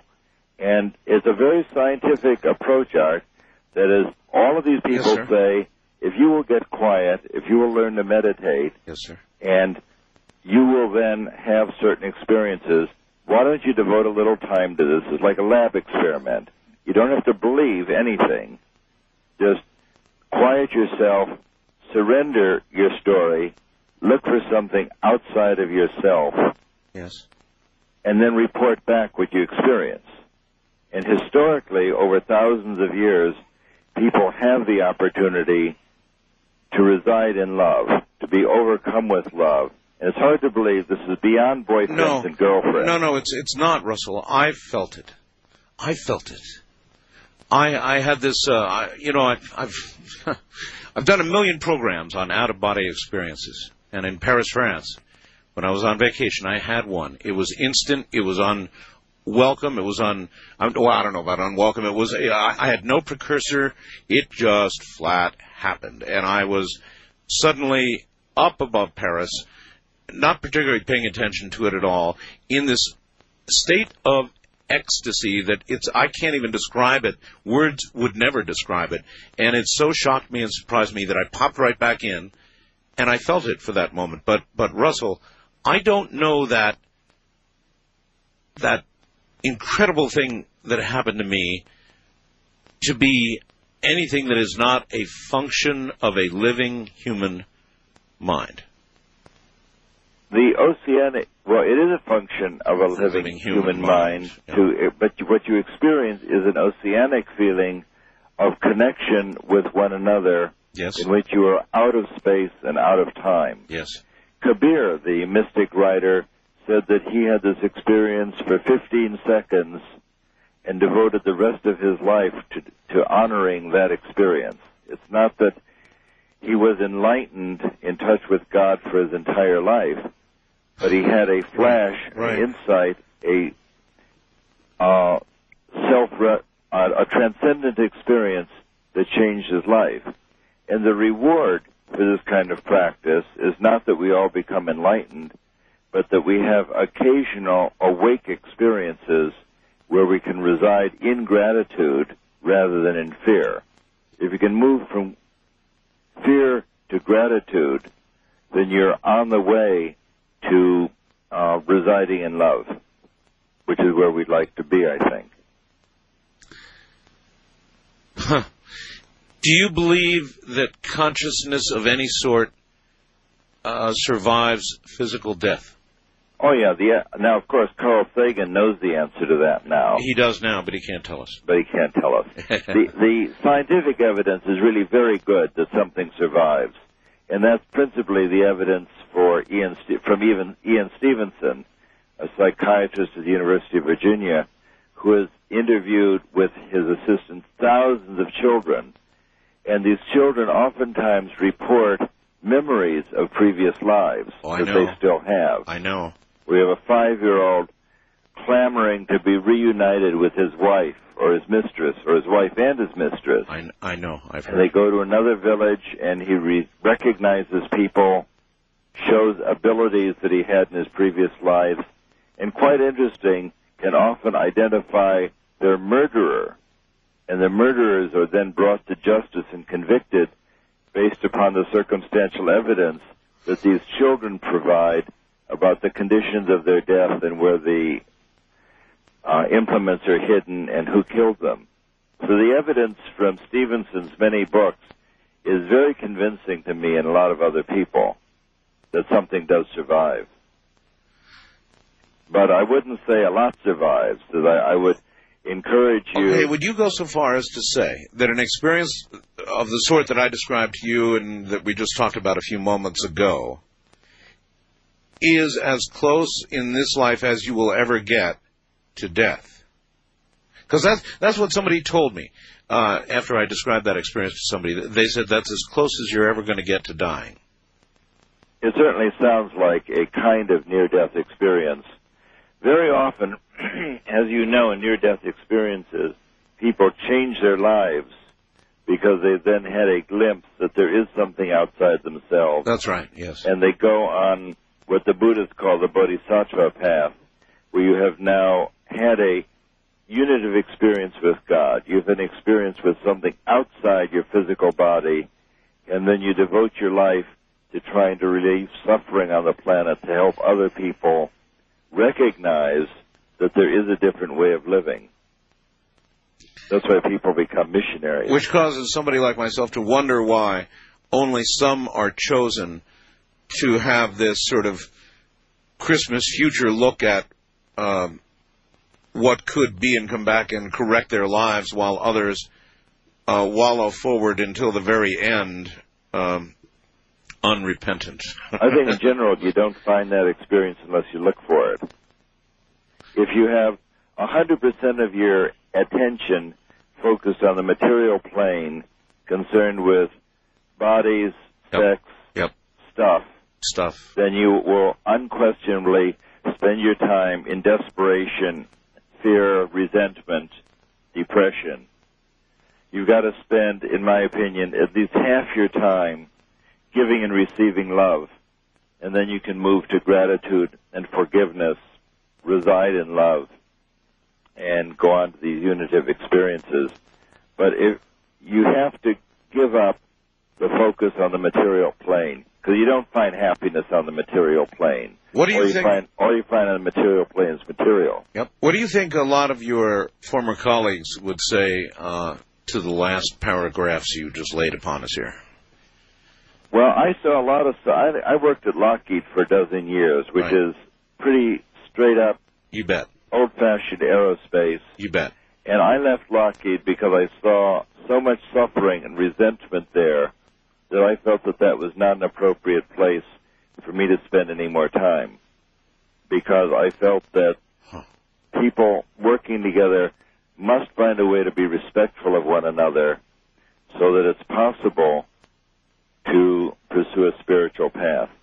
I think people in aerospace, in the computer industry, recognize that there is something beyond this material existence because they have lives that are often meaningless, often desperate, filled with fear and resentment.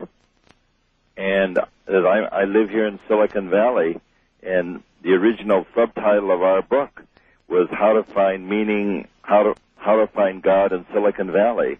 Is it possible to have a peaceful life surrounded by restaurants and technology? And the answer is you have to start surrendering something to get out of the material plane, to experience gratitude for incredible good fortune, to be alive in America and have health and intelligence. And it's my experience, as I work in a technology company right now, and it's my experience that people are aware that there is something beyond the material plane, and they would like to find meaning to their lives. All right. Hold it right there. Russell Targ is my guest. It is a very unusual opportunity for you to ask somebody of his caliber whatever you would like. I'm Art Bell, and this is Coast to Coast AM. You're listening to Art Bell Somewhere in Time on Premier Radio Networks. Tonight, an encore presentation of Coast to Coast AM from September 7th, 1999.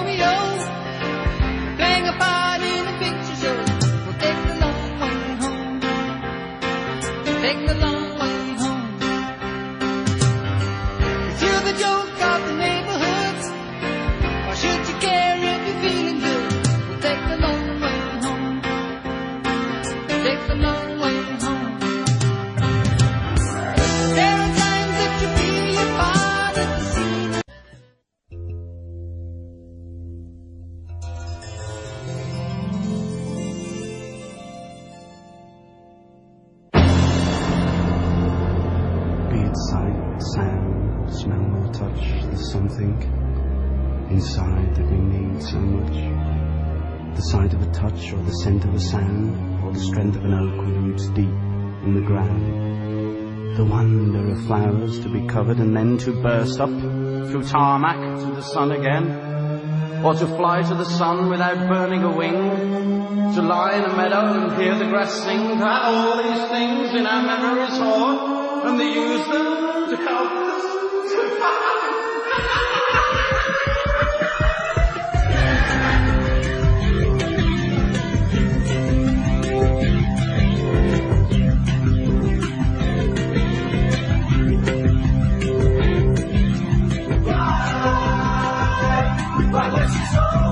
Take this place on this trip, just for me.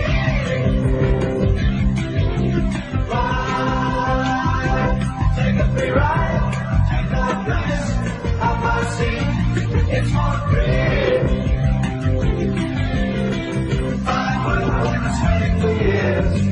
Worked so hard just to win my fears and to win my life before I left. But by now, I know I shouldn't. You're listening to Art Bell Somewhere in Time on Premier Radio Networks. Tonight, an encore presentation of Coast to Coast AM from September 7th, 1999. So, Carl Sagan could never quiet down enough to understand and feel God. That's really interesting. My guest is Russell Targ. And he's a really interesting person. There's no question about that. A couple of questions that are going to probably bounce like $10,000 rubber checks here in a moment, but we'll try.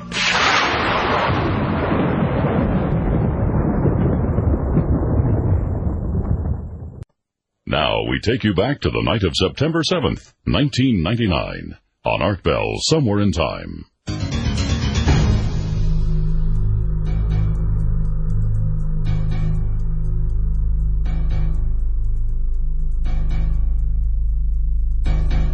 Okay, back to Russell Targ and your calls. We're going to lay heavily into the lines here.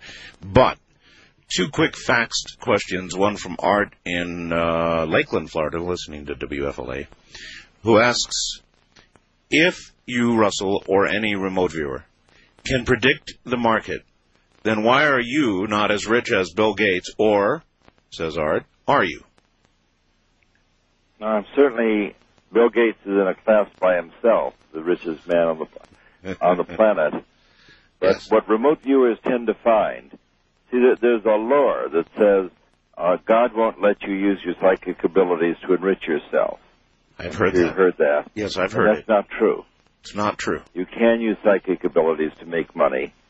But the surprising thing that happens is that as you get increasingly in touch with your psychic abilities and your internal processes and something outside yourself, and you begin to live with expanded awareness, using this ability to enrich yourself no longer seems like an interesting thing to do. I.e., materialism means less to you as you become more spiritual.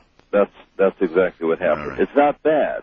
That is, Jane and I sat around forecasting silver futures for 9 weeks in preparation of Heart of the Mind, and we were not investing. This was for science, with 2 referees watching us.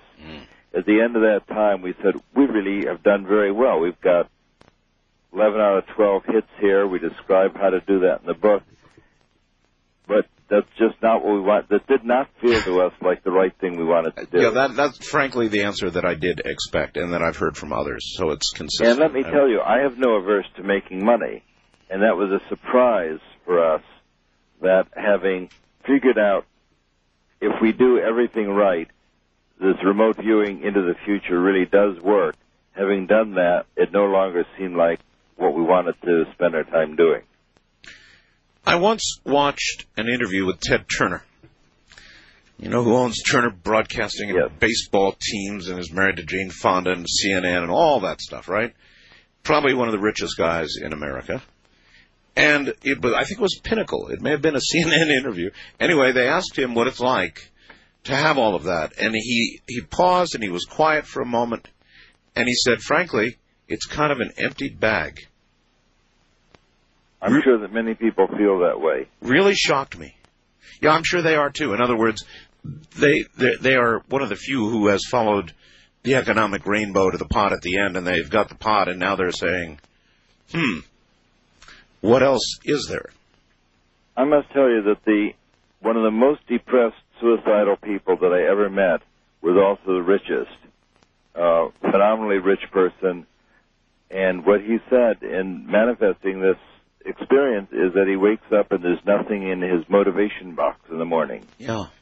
And that's because in order to find something in your motivation box, you simply have to look outside yourself. All right, listen, I don't want to hog you too much. I've got one more here, and I know you're not going to answer this, but I'll ask anyway.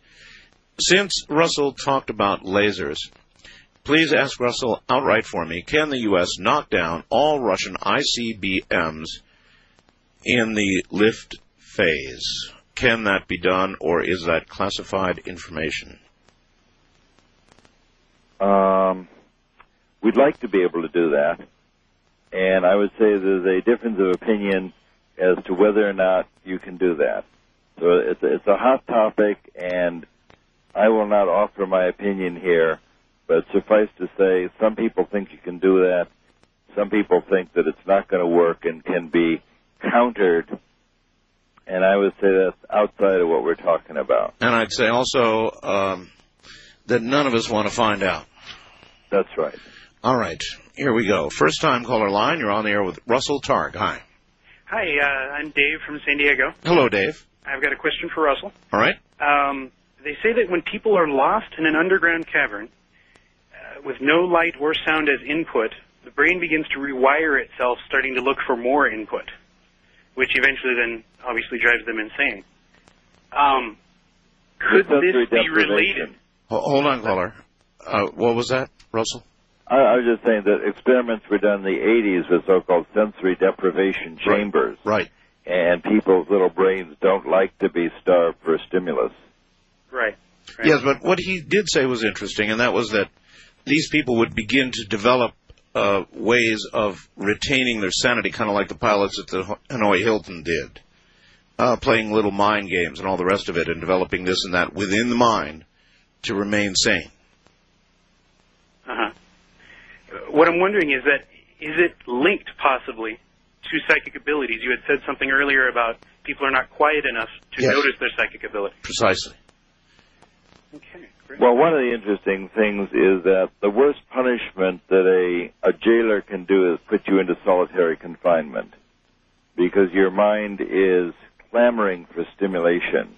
Mm-hmm. On the other hand, in Northern California, people will pay thousands of dollars to be in a unstimulated environment. They call it a silent retreat. And it depends what you're expecting and what you're prepared to deal with. If you're a meditator and you're thrown into solitary confinement, that's an opportunity for spiritual growth, to deal with something beyond yourself, because you have some tools to deal with your chattering mind. So then a meditator would likely remain sane, while the possibility of somebody else in that environment for too protracted a period of time would be to lose touch with reality. That would be my guess. Wow. Wildcard line, you're on the air with Russell Targ. Hi. Oh, hello. Hello. Yes, thank you, Art, for taking my call. Sure. Jessica from La Crosse, Wisconsin. Yes, Jessica. Yes, Mr. Targ. Nice meeting you. Thank you. You're welcome. At the beginning of the program, you were speaking of psychic dreaming. I'd like to know if there's something wrong with me. Since the age of 4, this is when I'm asleep, I dream 3 dreams in a row, be it a negative or positive. They do come true. And also, could this be sort of a remote viewing? And if I could stay on the line, because my radio is fading in and out. My Beijing is on the way, by the way. All right, you may stay on the line indeed and listen. Russell? I think these psychic dreams are precognitive. They do give you information from the future, because when you're dreaming, you have really surrendered control over your mental processes. You're open to outside stimulation, to outside signals that come in, to outside connections. So in your dreams, you're able to experience being connected with things in the distance and things in the future. And precognitive dreams are the most common kind of psychic phenomena that people experience in their lives, where you have a dream of something of unusual clarity or unusual bizarreness. You can learn to recognize those dreams that are brought to you by the future and those dreams that are anxiety or wish fulfillment. For example, if you dream about failing an examination that's coming up and you haven't studied for it, that would not be precognition. It would be just the anxiety you feel about taking the exam you haven't studied for. Yes. But if you dream about something really remarkable and surprising, and then that occurs the next day, we would say that's a precognitive dream where the future affected you at an earlier time. Now, where does intuition fit into all this? For example, intuition is partly psychic ability, partly glimpsing the future, and partly the sum total of everything you've learned in your subconscious processes and have forgotten. So it's a mixture of psychic abilities, and subconscious processes. There have been a few times in my life that I have ignored strong intuitive feelings about what I should do, and inevitably it has worked out very poorly when I ignored the inner voice. Well, we're investigating inner voices, and in fact, right now we're looking for identical twins, especially twins who would like to communicate with each other psychically. So if there are any twins listening who'd like to take part in ESP experiments where they can get in touch with their psychic abilities, I'd like them to send an email to me, Russell, at espresearch.com. That's Russell, Russell, at espresearch.com. espresearch.com. And we're looking for identical twins who would like to work with each other to explore psychic abilities. Now, what's your theory? Is it the genetic connection, the close identical genetic connection that has you going down this path, or what?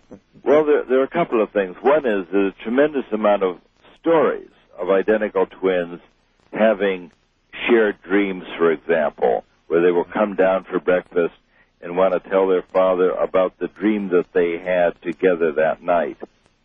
Or twins that are reared apart and then meet for the first time wearing the same clothes, the same number of rings, the same dress, same occupation.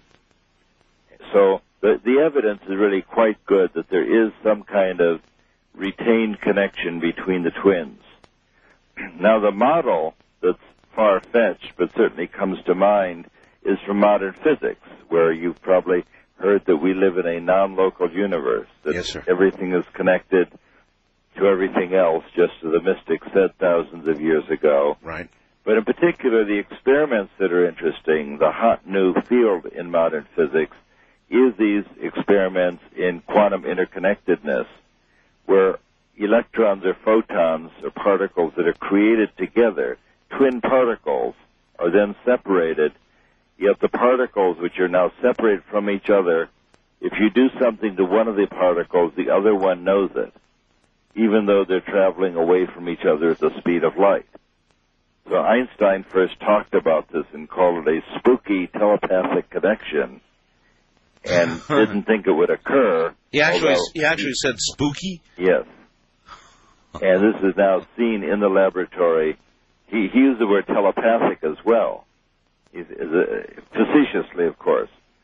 But we now see in the physics laboratory that these twin particles remain connected after they're separated. So identical twins are genetically the same. They have the same DNA, same atoms and molecules. Yes. And it may be, by analogy, or maybe even more than analogy, that these warm meat and potatoes people who are separated still retain the original single-state connection and might, with a little help, develop really excellent psychic abilities under their control. So the gift that the remote viewers get, that they take away from our laboratory, is they actually get to incorporate psychic abilities in their lives. Do you know offhand if there has been any genetic discovery regarding any difference in genetic structure with regard to twins and non-twins? No, I think any kind of person can wind up being a twin. Just depends on whether the egg is divided in the early stages of fertilization. You can get twins of every conceivable description. But the identical twins do appear to have a psychic connection with each other, and we would like to explore that. Payoff for us is that we can begin to determine what are the variables that affect ESP. The payoff for the twins is that they can get in touch with the part of themselves that's psychic, which people seem to like very much and incorporate into their lives.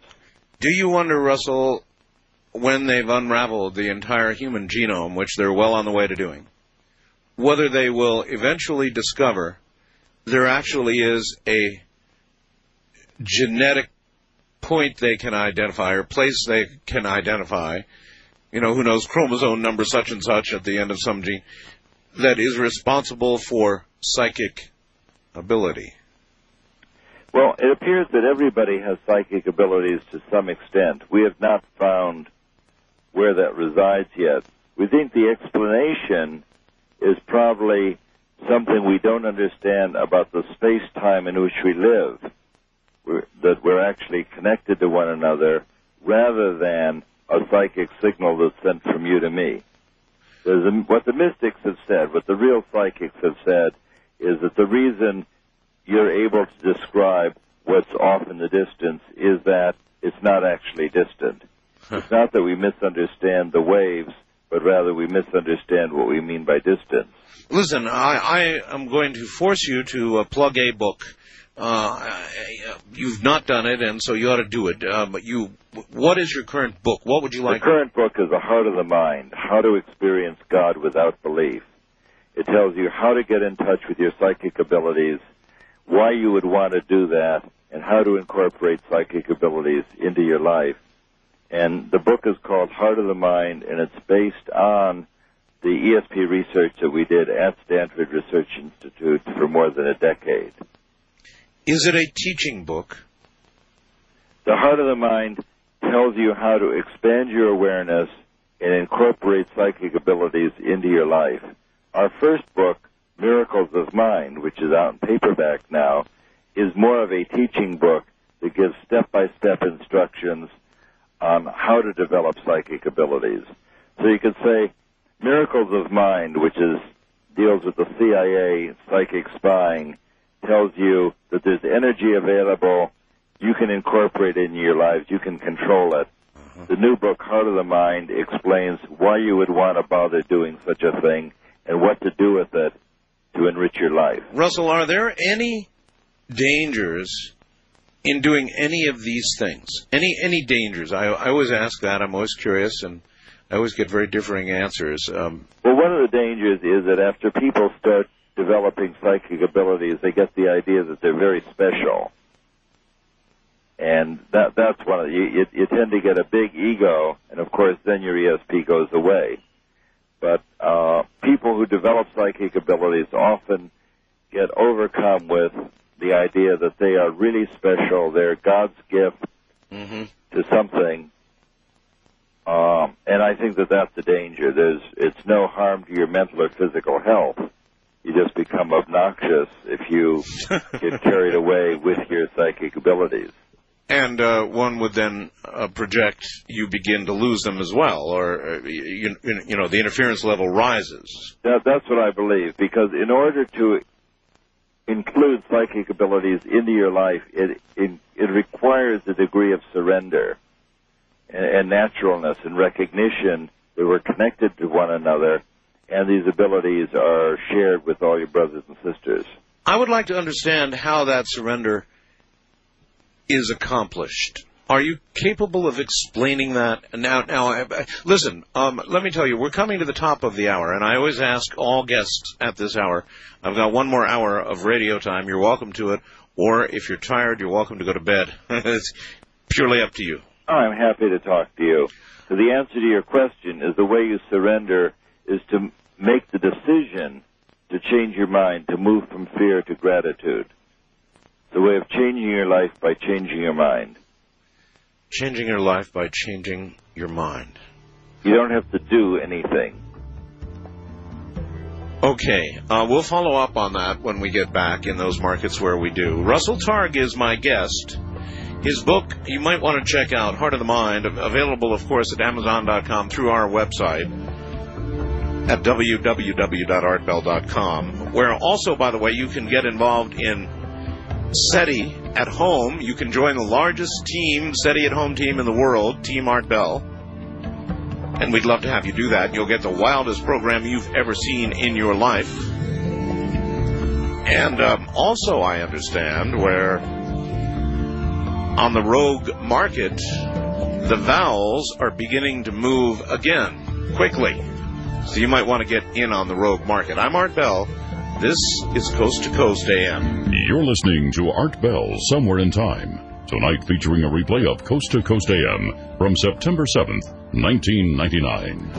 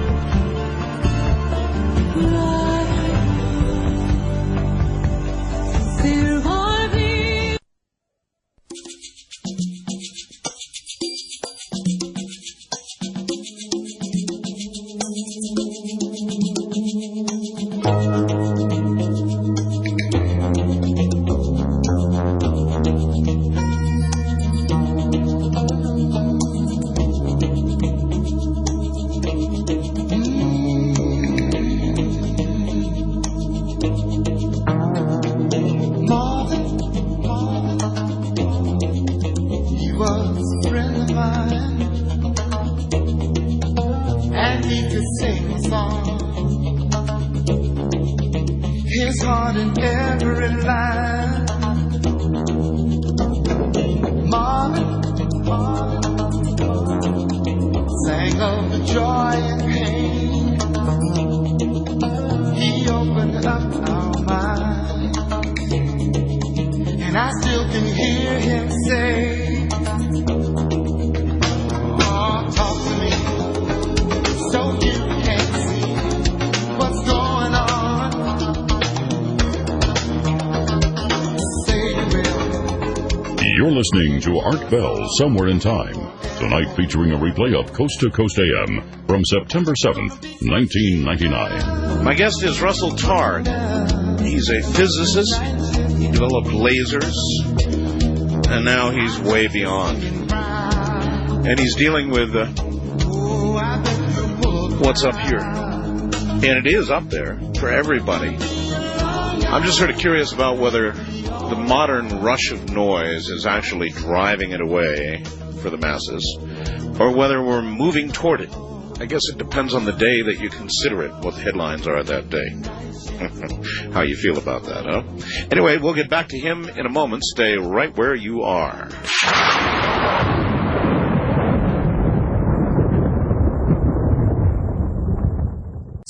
You're listening to Art Bell, Somewhere in Time on Premier Radio Networks. Tonight, an encore presentation of Coast to Coast AM from September 7th, 1999.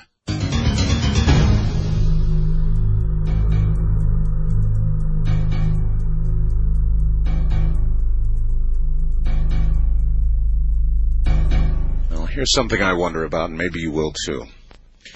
In my earlier life, Russell, I was about as psychic as a brick. And I spent a lot of time chasing women and radios and hobbies and stuff, earthly stuff. And it's kind of funny because I never had any psychic experiences when I was young, and as I grew older and I began to do the program I'm doing now, dealing with people like you, Russell, all the time, things began to happen to me. And that almost suggests to me that the consideration of what you and I are talking about right now, even the mere consideration of it and contemplation of it, makes it more likely. What do you think? People become open to having psychic experiences after they start reading about this. There's no doubt about it. Just as though people, if you want to have a richer dream life, people say, I have no dreams, just start reading Jung. Read his Dreams, Memories, and Reflections. And away you go. People will immediately start remembering their dreams and having a whole rich, exciting dream life. Yep, that's a good answer to the question. East of the Rockies, you're on the air with Russell Targ. Hi. Hi. Where are you, dear? Well, I'm in Atlanta. Atlanta, Georgia. Okay. Yes. Mm-hmm. All right. Okay, my question is concerning natural psychics. They have the ability to help solve crimes and locate people. They sure do. With remote viewing, can you do the same thing? And remote viewing is just another more controlled form of natural psychic abilities. There are some wonderful psychics who do help the police, and remote viewing is just a catch-all that includes precognition of the future events, clairvoyant connection with the event as it is, and a mind-to-mind connection with people who know the answer. Remote viewing is a combination that we help put together in our experiments to give us the greatest likelihood of success in an attempt to understand the phenomena. So the answer to the question is yes. Yes. Okay, and the other thing is, if you remote view these things, and could it be dangerous to your psyche taking in all this, some of these negative views? Yes, a very, very good follow-on. I think probably it would be dangerous in the same way if you spend the whole day watching news television where you fill your day with bombings and airplane crashes and accidents. That's hazardous to your health, and so is spending your day psychically viewing murders and kidnappings.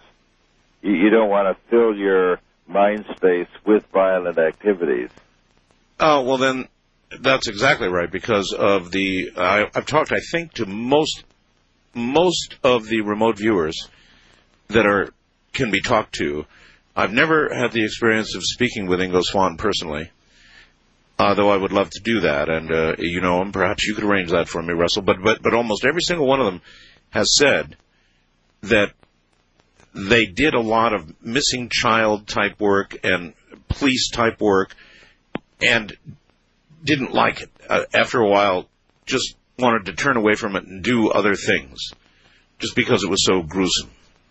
Dr. Hella Hammett, who is one of our great psychics, a very sensitive, beautiful person, was called on to help solve a murder, and she just didn't want to do it. She just called me up and said, they're in the middle of this case, can you help, Russell? And I, in fact, just talking to her, visualized the scene and saw a very unusual thing. I saw somebody that appeared to be taking his hair off. I saw a guy just suddenly remove all of his hair, and of course I realized that he had totally pulled off a wig.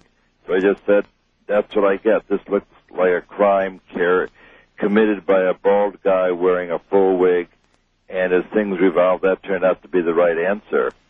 This was really, I just tuned in on the thing that Hella was looking at, and I got another piece of information between us. We were helpful. So, in other words, she almost acted as your control. Yes. She certainly did. Wow. All right. West of the Rockies, you're on the air with Russell Targ. Hi. Hi, Art. Hello. I'm calling from Redding, California. Redding. Yes, ma'am. Hi. Hi, Russell. You're almost a neighbor. Pardon? You're almost a neighbor. Oh. I'm in Palo Alto. Oh, wow. Well, I guess that's good for our side over here. I have a comment and a question for you, if possible. I became aware of my psychic abilities about the age of 14, and I'm 33 now. I consider them to be gifts. And for about the last 5 or 6 years, I've been using these abilities to give readings over the phone or in my home or in other people's homes in a positive way, most positive way I can do this. And my question to you is, without sounding too selfish, how is it that I can help other people and, you know, with 80 to 90% accuracy, but when it comes to trying to channel myself or in that positive sense, I cannot do that. Well, a reason would be the same reason that a healer has a hard time healing herself. Yes, this is very true. In that you're all wrapped up with too much information with the diagnosis, for example, or the advice. If it's yourself, you're wrapped up with too much information, in my opinion. Okay. Or in the case of a healer, the healer who is herself ill is then out of balance herself, so is not able to be coherent with the world outside herself. Right. To bring in healing for herself. Right. Because healing is a kind of balancing activity that the healer does. If you're out of balance to start with yourself, it's hard to do. But in the case of giving yourself information, you're then overloaded with all your guesses and surmises and problems that just create mental noise. You know too much. Okay. Okay. You know, that's so unfair in a way, but the gift of healing, I have that as well. And I absolutely agree with you. And as far as the lottery or anything like that, I try not to even suggest to other people, you know, pick this number or pick that number or pick that number, or even myself, because... The lottery would be a very, very difficult thing to do psychically because it's an analytical task. Guessing numbers and alphabets is very much harder than describing geography and illnesses. All right. Well, so in other words, the phrase "remote viewer, heal thyself" doesn't get bounced around a lot. That's right. Okay. First time caller line. You're on the air with Russell Targ. Good morning. Hello, Art. Hello. This is D.A. calling from Eugene, Oregon. Yes, sir. Yes. Are we able to talk about things on tonight's topic? No. No? Not when I have a guest here, sir. Oh. If you have a question for Russell Targ, you're welcome to ask it. Oh, a question for Russell Targ. I'm afraid I don't have a question for him. All right, well, then we'll move on. Wildcard line, you're on the air with Russell Targ. Hi. Yeah, hello, Art. Hi. It's Alan from Elko. Hi, Alan. Hey, I was wanting to ask Russell with Major Danes if what do you think, how he compares with his predictions of the future. Do you have the same thing on remote viewing or what? Would you rephrase that question, please? You know, Major Ed Danes, he yes. had the predictions about what's going to happen and stuff. Yes. I was just wondering how Russell's compared to that, you know. All right, well, in other words, whether he's looked at similar things? Yeah. Uh-huh. Well, I'm, of course, a facilitator, not a psychic. My concern with Ed Danes is that his SciTech operation, and the people I've talked to, say they're 100% accurate, but I've never seen any data from them about their psychic predictions at all. And in my experience, even with the very best remote viewers that we know of, we don't have anything like 100% accuracy. If we had 100% accuracy, then by now we'd have figured out how this all works. We tend to get 2/3 of the time we can match up what a person says, and only about 1/4 of the time do we have the photographic accuracy that makes remote viewing so exciting. When you use a team of remote viewers, independently working on the same thing, and you come up with a similar result in a very high percentage of those that you're tasking, does the percentage or accuracy rise? Well, you would wish that it would rise. Well, I'm wondering. But it often doesn't. Because in our silver forecasting experiments, we tended to use, or we always used, different target pairs for different people, because when you use the same target, if you ask a whole bunch of people, for example, what's the picture in the envelope, they may agree or they may describe altogether some other picture. So you might get the most powerful psychic pulling the whole group to erroneously describe something that's an error. So it is not always so successful to have a group of people all working on the same target. But that would seem then not to be remote viewing at all, but a mind-to-mind connection. Absolutely. Well, that would be that's right. Interesting all by itself. Yeah. That is, it was not successful to have a whole gang of people working on a single project.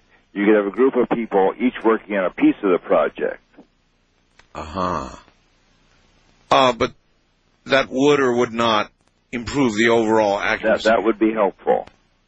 In the work that Stephen Schwartz did with the Mobius Society doing psychic archaeology, he would get different pieces from different people, and that was often very helpful. Gotcha.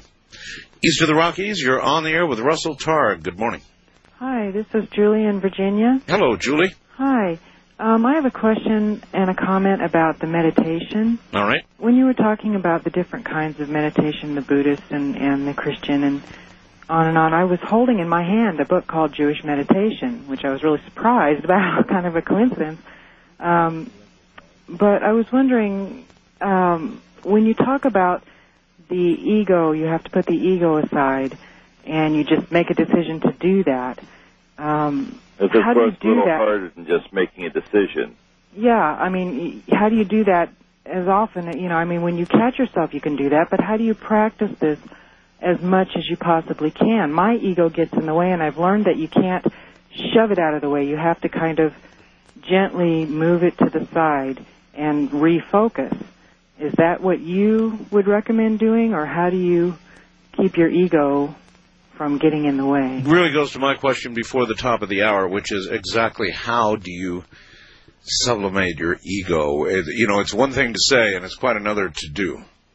Well, there's two steps. The immediate answer is a path that we think of as self-inquiry that's been taught for thousands of years.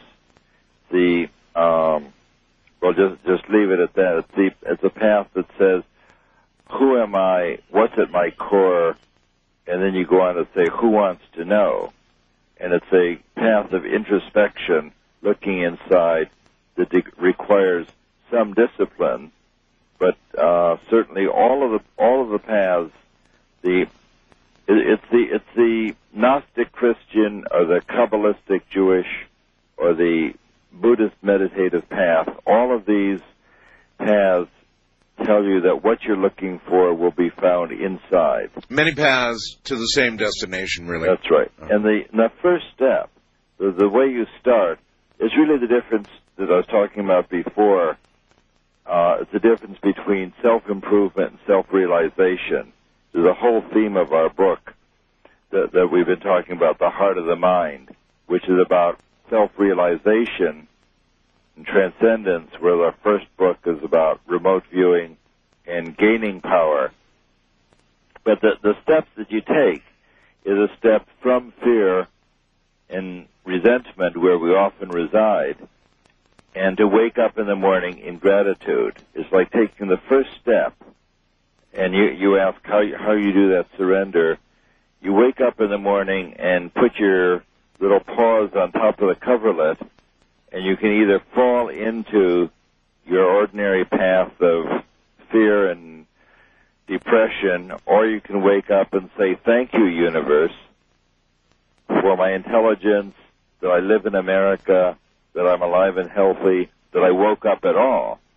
So if you can wake up in gratitude, recognizing that your great good fortune is not something that you did at all, but was given to you, as of course what the Christians call grace. It's a unasked for, undeserved gift from God or from the universe. If you can just wake up in the morning in gratitude, that's the first step toward recognizing that you've been given gifts that are outside of anything that your little ego did by itself. Does that make sense? It sure does. Whether or not I could do that, I don't know. Honestly, just wake I up, don't know. open your eyes, and the first word you say is thank you. It's not so hard. No, but you have to mean it. That's the hard part. All right, west of the Rockies, you're on the air with Russell Targ. Hi. Hello, this is Mike calling from Sacramento. Hi, Mike. Hi, I have a question for Russell. When he's been talking about these spiritual principles and precepts, I was just wondering, Russell, have you ever read Chapter 5 in the Big Book of Alcoholics Anonymous? I have not. I'm familiar with the book, of course, but I have not read the AA book. But I'm aware that a lot of these teachings are similar. They're identical, and it almost seems like they're taken verbatim out of that book. And I'm not trying to suggest anything other than the fact that it would probably be appropriate, if they are, to give credit to the author who actually wrote them. Well, either that or you have to imagine, since these techniques have been available for so long, that that author might want to give credit to the ancients. Well, my vocabulary comes from Vedanta readings and from Course in Miracles. Well, Course in Miracles, yeah, I'm also familiar with those teachings. But I have not read the AA material. I've never had the AA material in my hands One at can all. imagine the process is the same in conquering. It is, and it's probably coincidence, and you're probably right, Art. But if the catchphrases are almost identical, I just wanted to... Which of the phrases are you talking about? Well, you mentioned the steps, the fear and resentment, the path to gratitude. There were several, I haven't written them down, and it's kind of late at night, but I just thought I'd ask if you'd read that chapter. And I don't find that surprising at all. Yeah. All right. Well, thanks a lot. I really appreciate this the show. It's been great. Okay, sir. Thank you. Sure. First-time caller line. You're on the air without a lot of time, and Russell Targ here. Hi. Hi, this is Jim in Portland, listening to KEX. Hi, Jim. Sublime intersection of spirituality and science. You were talking about Carl Sagan earlier, and something hit me. Instead of when people are trying to receive something, or the message, the remote viewer, it's almost like you're better off with that little passive crystal radio set that doesn't plug into anything, rather than the high-powered radio set that plugs into something. I mean, except you're talking about the human brain or the human... All right, this is going to take a little longer than we have. Can you hold through the break? Yeah, absolutely. All right, stand by. Stay right there. Russell Targ, hold on. It seems to me that he is saying that it's all about love, right? So I thought this would do. I'm Art Bell. Hang in there. We'll be right back. You're listening to Art Bell Somewhere in Time on Premier Radio Networks. Tonight, an encore presentation of Coast to Coast AM from September 7th, 1999. Then you must send her somewhere where she's never been before. Worn out phrases and long engagements won't get you where you want to go. No! Words of love, soft and tender, won't win her. You ought to know by now. You ought to know by now. You ought to know by now. Words of love, soft and tender, won't win her anymore.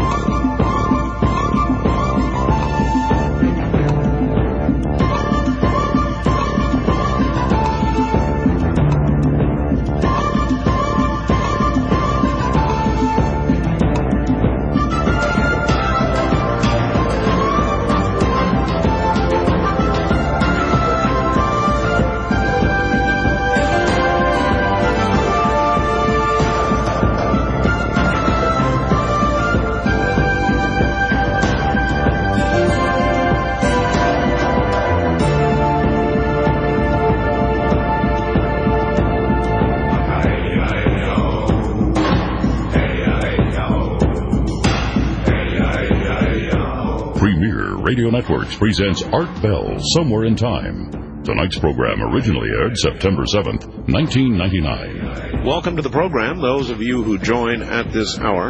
Anything is possible tonight, anything at all. Who knows? But then again, that's kind of the way I like it.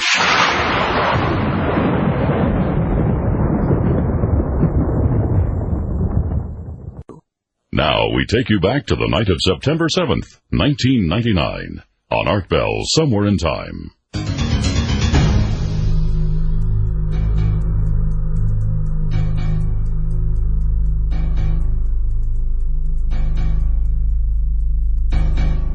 All right, back now to my guest. What a night this has been.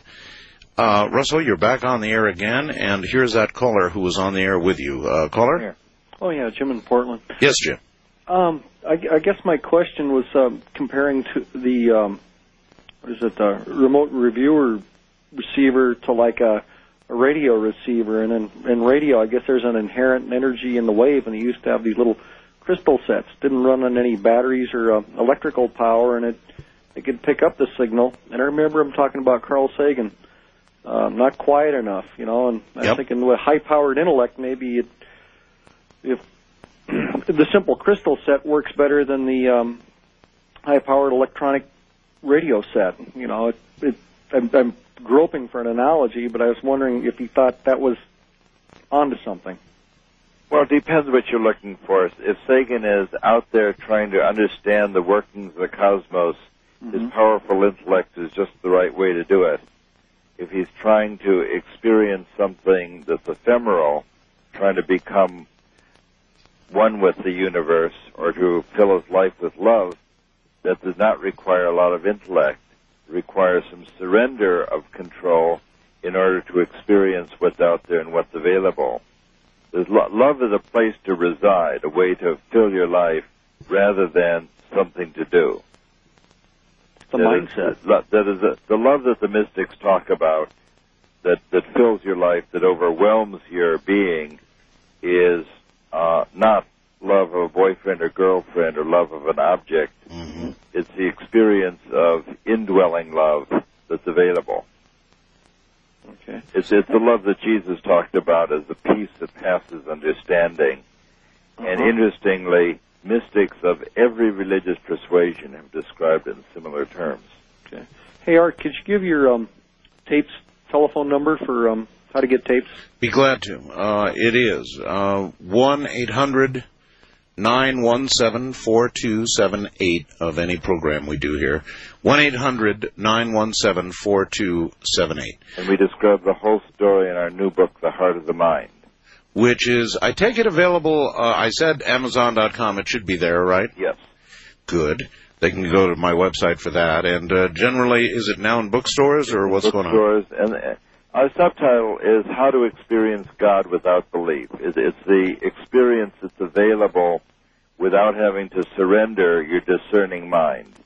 You don't have to believe anything to reside in this sphere that the mystics have talked about. You just have to agree to be quiet. Isn't there a passage like that in the Bible? I wouldn't be surprised. Yeah, I believe there is, about to be quiet to know. But it really is easier said than done. And I know it's pretty easy to sit here and talk about the surrendering of the ego, and a lot harder to actually do. And it's kind of like I joked earlier. You said you got to wake up and say something like, well, thank you, or I'm glad to be alive, or isn't it a great day, or whatever, to start you out in a positive way. But it's a lot harder to do than it is to say. I think as you get quiet and pursue self-inquiry, what you notice is that there is more to a person than the story, than how they were brought up or what they do for a living. For example, when you stop doing for a living what you do, for example, I'm a physicist, and I say, one day I'll quit being a physicist. Yep. I don't drop out of existence. I hope that there's something left. And you want to find out what's at that core, what's inside, what is that consciousness that remains. And that's called self-inquiry. And it's the oldest spiritual discipline in the book. Okay. Wildcard line, you're on the air with Russell Targ. Hi. Hi, Art. This is Kirk in Cross Village, Michigan. Yes, sir. I'm going to come in on another angle, and if Professor Targ, first I want to thank you for making yourself available in this way. I am very interested and have good reason to give credibility to the Native American ability to, in many tribes, to apparently project the personality out of the body and then appear to others for good or ill purposes as in an animal form. Have you had any experience or any thoughts on that kind of thing? I have no experience with that. In the yogi tradition, that's a frequent occurrence. Just to tell a story, the greatest proponent of Vedanta in our time, a man named Punja, was a worker, is a geologist, and meditating, and then a man appeared to him, came to his house and said, "There's a great teacher up in the mountains. The man you're looking for is up in the mountains." And the visitor was so persuasive that Punja set aside his geology and went up to this mountain and climbed the mountain and got to that place in Arunachala, and who's sitting there was the guy who just came to his house. He said, "What a faker you are. You came down to trick me." And everybody attested that this man had not left the place he was sitting for 20 years, but he had projected himself, the story goes, to the home of this devotee who was ready to be awakened. So I think that that's the kind of projection you're describing, and that's a frequent feature in the yogi literature. Do you believe that Jesus was, in fact, an entity that walked the earth as described in the Bible? I believe that. I believe that Jesus was one of the realized masters, like Buddha and some of the other Hindu masters that we know about, people who walked with God, whose everyday, wide awake, awakened experience was one of living in love. I believe that he was a teacher and a mystic and a rabbi and all of those things. There were very specific miracles associated with his presence on earth. And I wonder, do you think, it's just conjecture, that if scientists had an opportunity to examine the DNA of Jesus, they would find a difference? I have no way of knowing that. If I had to guess, I would say probably not. I believe that Jesus and Buddha and Shankara and some of the others were human beings who were just, and some of the more recent Hindu masters are human beings who are self-realized. Ramana Maharshi is the one I was going to name, who's really an Einstein of spirituality. He's the greatest. He died in the 50s, and he's described as the Einstein of spirituality because he wants you to believe nothing. He describes simply the geometry of consciousness, how it works, what you experience, and how to reside in love and become realized without any belief at all. The scientific process, try this and report back what you experience. I probably ought not segue into this name, but I'll take the chance and do it anyway. James Randi. I've heard of Mr. Randi. I'm sure you have. Mr. Randi is a debunker. Mr. Randi is the opposite of the spiritual that we've been discussing, the precise opposite. Does he get what he thinks? In other words, as somebody who is quiet and listens and becomes spiritual, realizes it, does somebody like James Randi get the exact opposite? Well, I've agreed to do demonstrations for Randi. He wants to see something psychic, and they'll pay $1 million. That's right. But what he wants to see is 100% reliability, and I can't do that. I can do 65% reliability or 70% reliability, which is, of course, quite miraculous, where you have 70% of what you're describing is accurate. So if Randi's belief is that if psychic functioning is not 100% accurate, then there's no psychic functioning, then by his definition, he's right. If he wants me to read the serial number on the dollar bill in his wallet, otherwise there's no ESP, well, by that definition, there's no ESP. But if you relax the requirements, there's really quite remarkable psychic functioning. Well, have you never had that conversation with him? In other words, scientifically, 65, 70% should be absolutely convincing. He doesn't believe in statistics. I mean, he doesn't want to lose his money. I mean, yeah, that's probably closer to the truth, the latter. Because we have now published many papers in the most prestigious journals in the world showing that psychic functioning with experienced viewers tends to run 2/3 of the time you get the right answer. And Randi doesn't want to lose his $1 million. He wants it 100% or nothing. So we have nothing very much to say to each other. All right. East of the Rockies, you're on the air with Russell Targ. Hi. Hi. All my life I've been trying to combine the spiritual and the scientific, and so I'm at a point now where I call myself a techno-shaman. I think maybe much like Mr. Targ. I will sit back and clear my mind and just let knowledge come to me, but I can do it with a goal in mind. And one of the things that came to me this way was that we could turn the sun itself into a laser to eliminate asteroid threats and various other things like that, because it's a bunch of excited gas, much like in a helium neon laser. Well, we can't do it yet. And I was just wondering, he seems like the perfect man to ask about that. Edgar Casey predicted that a long time ago. He described a kind of sun-pumped laser before there were any lasers at all, which we all thought was quite remarkable.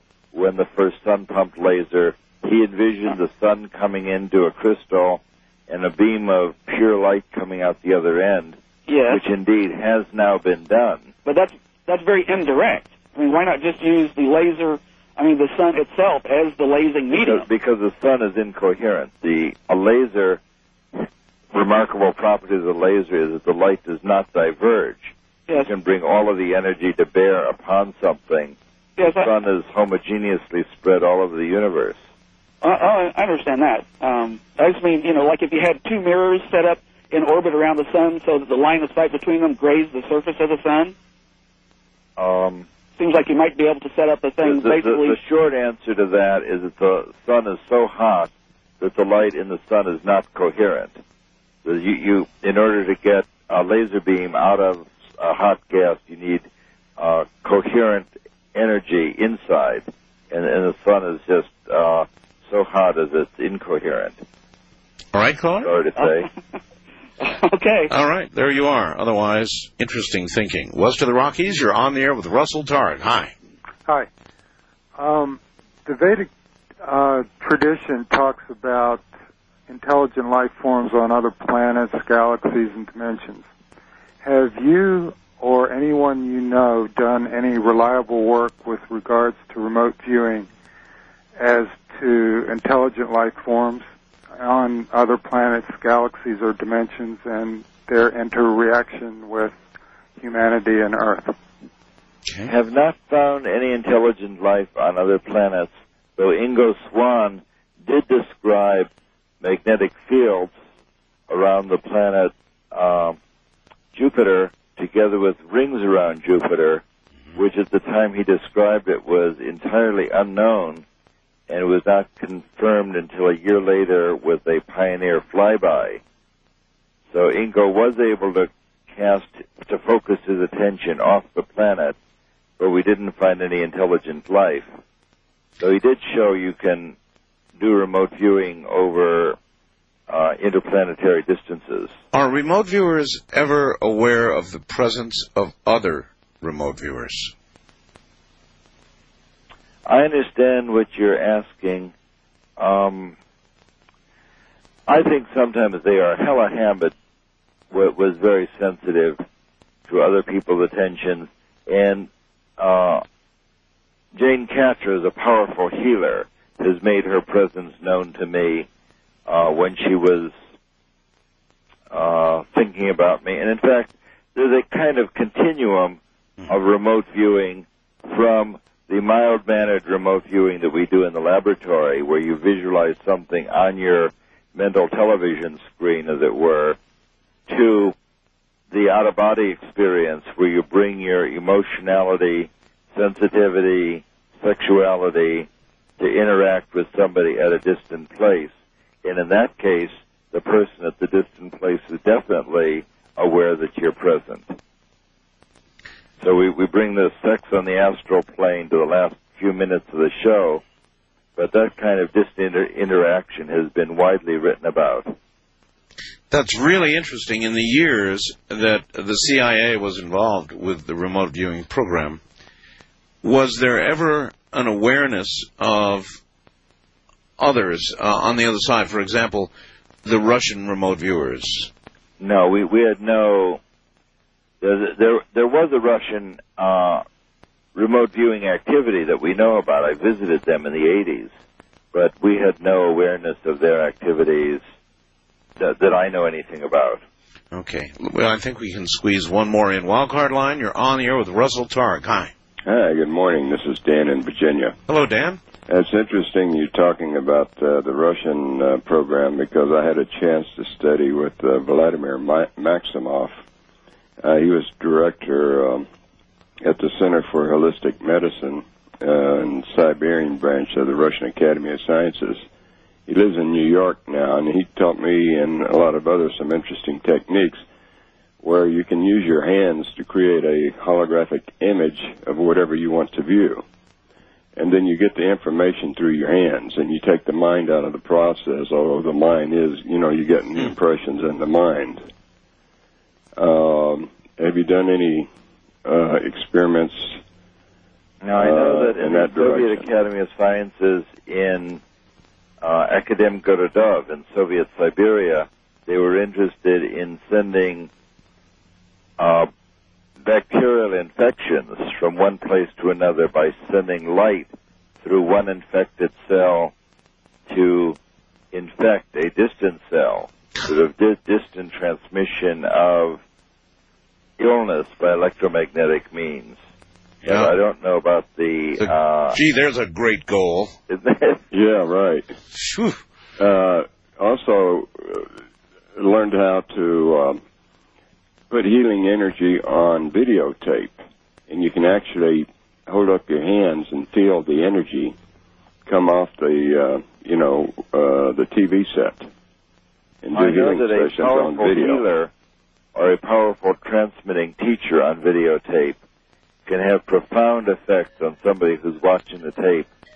Sometimes with a powerful teacher, you get a skeptic who's caught unaware and melted down just by the love that's in the image.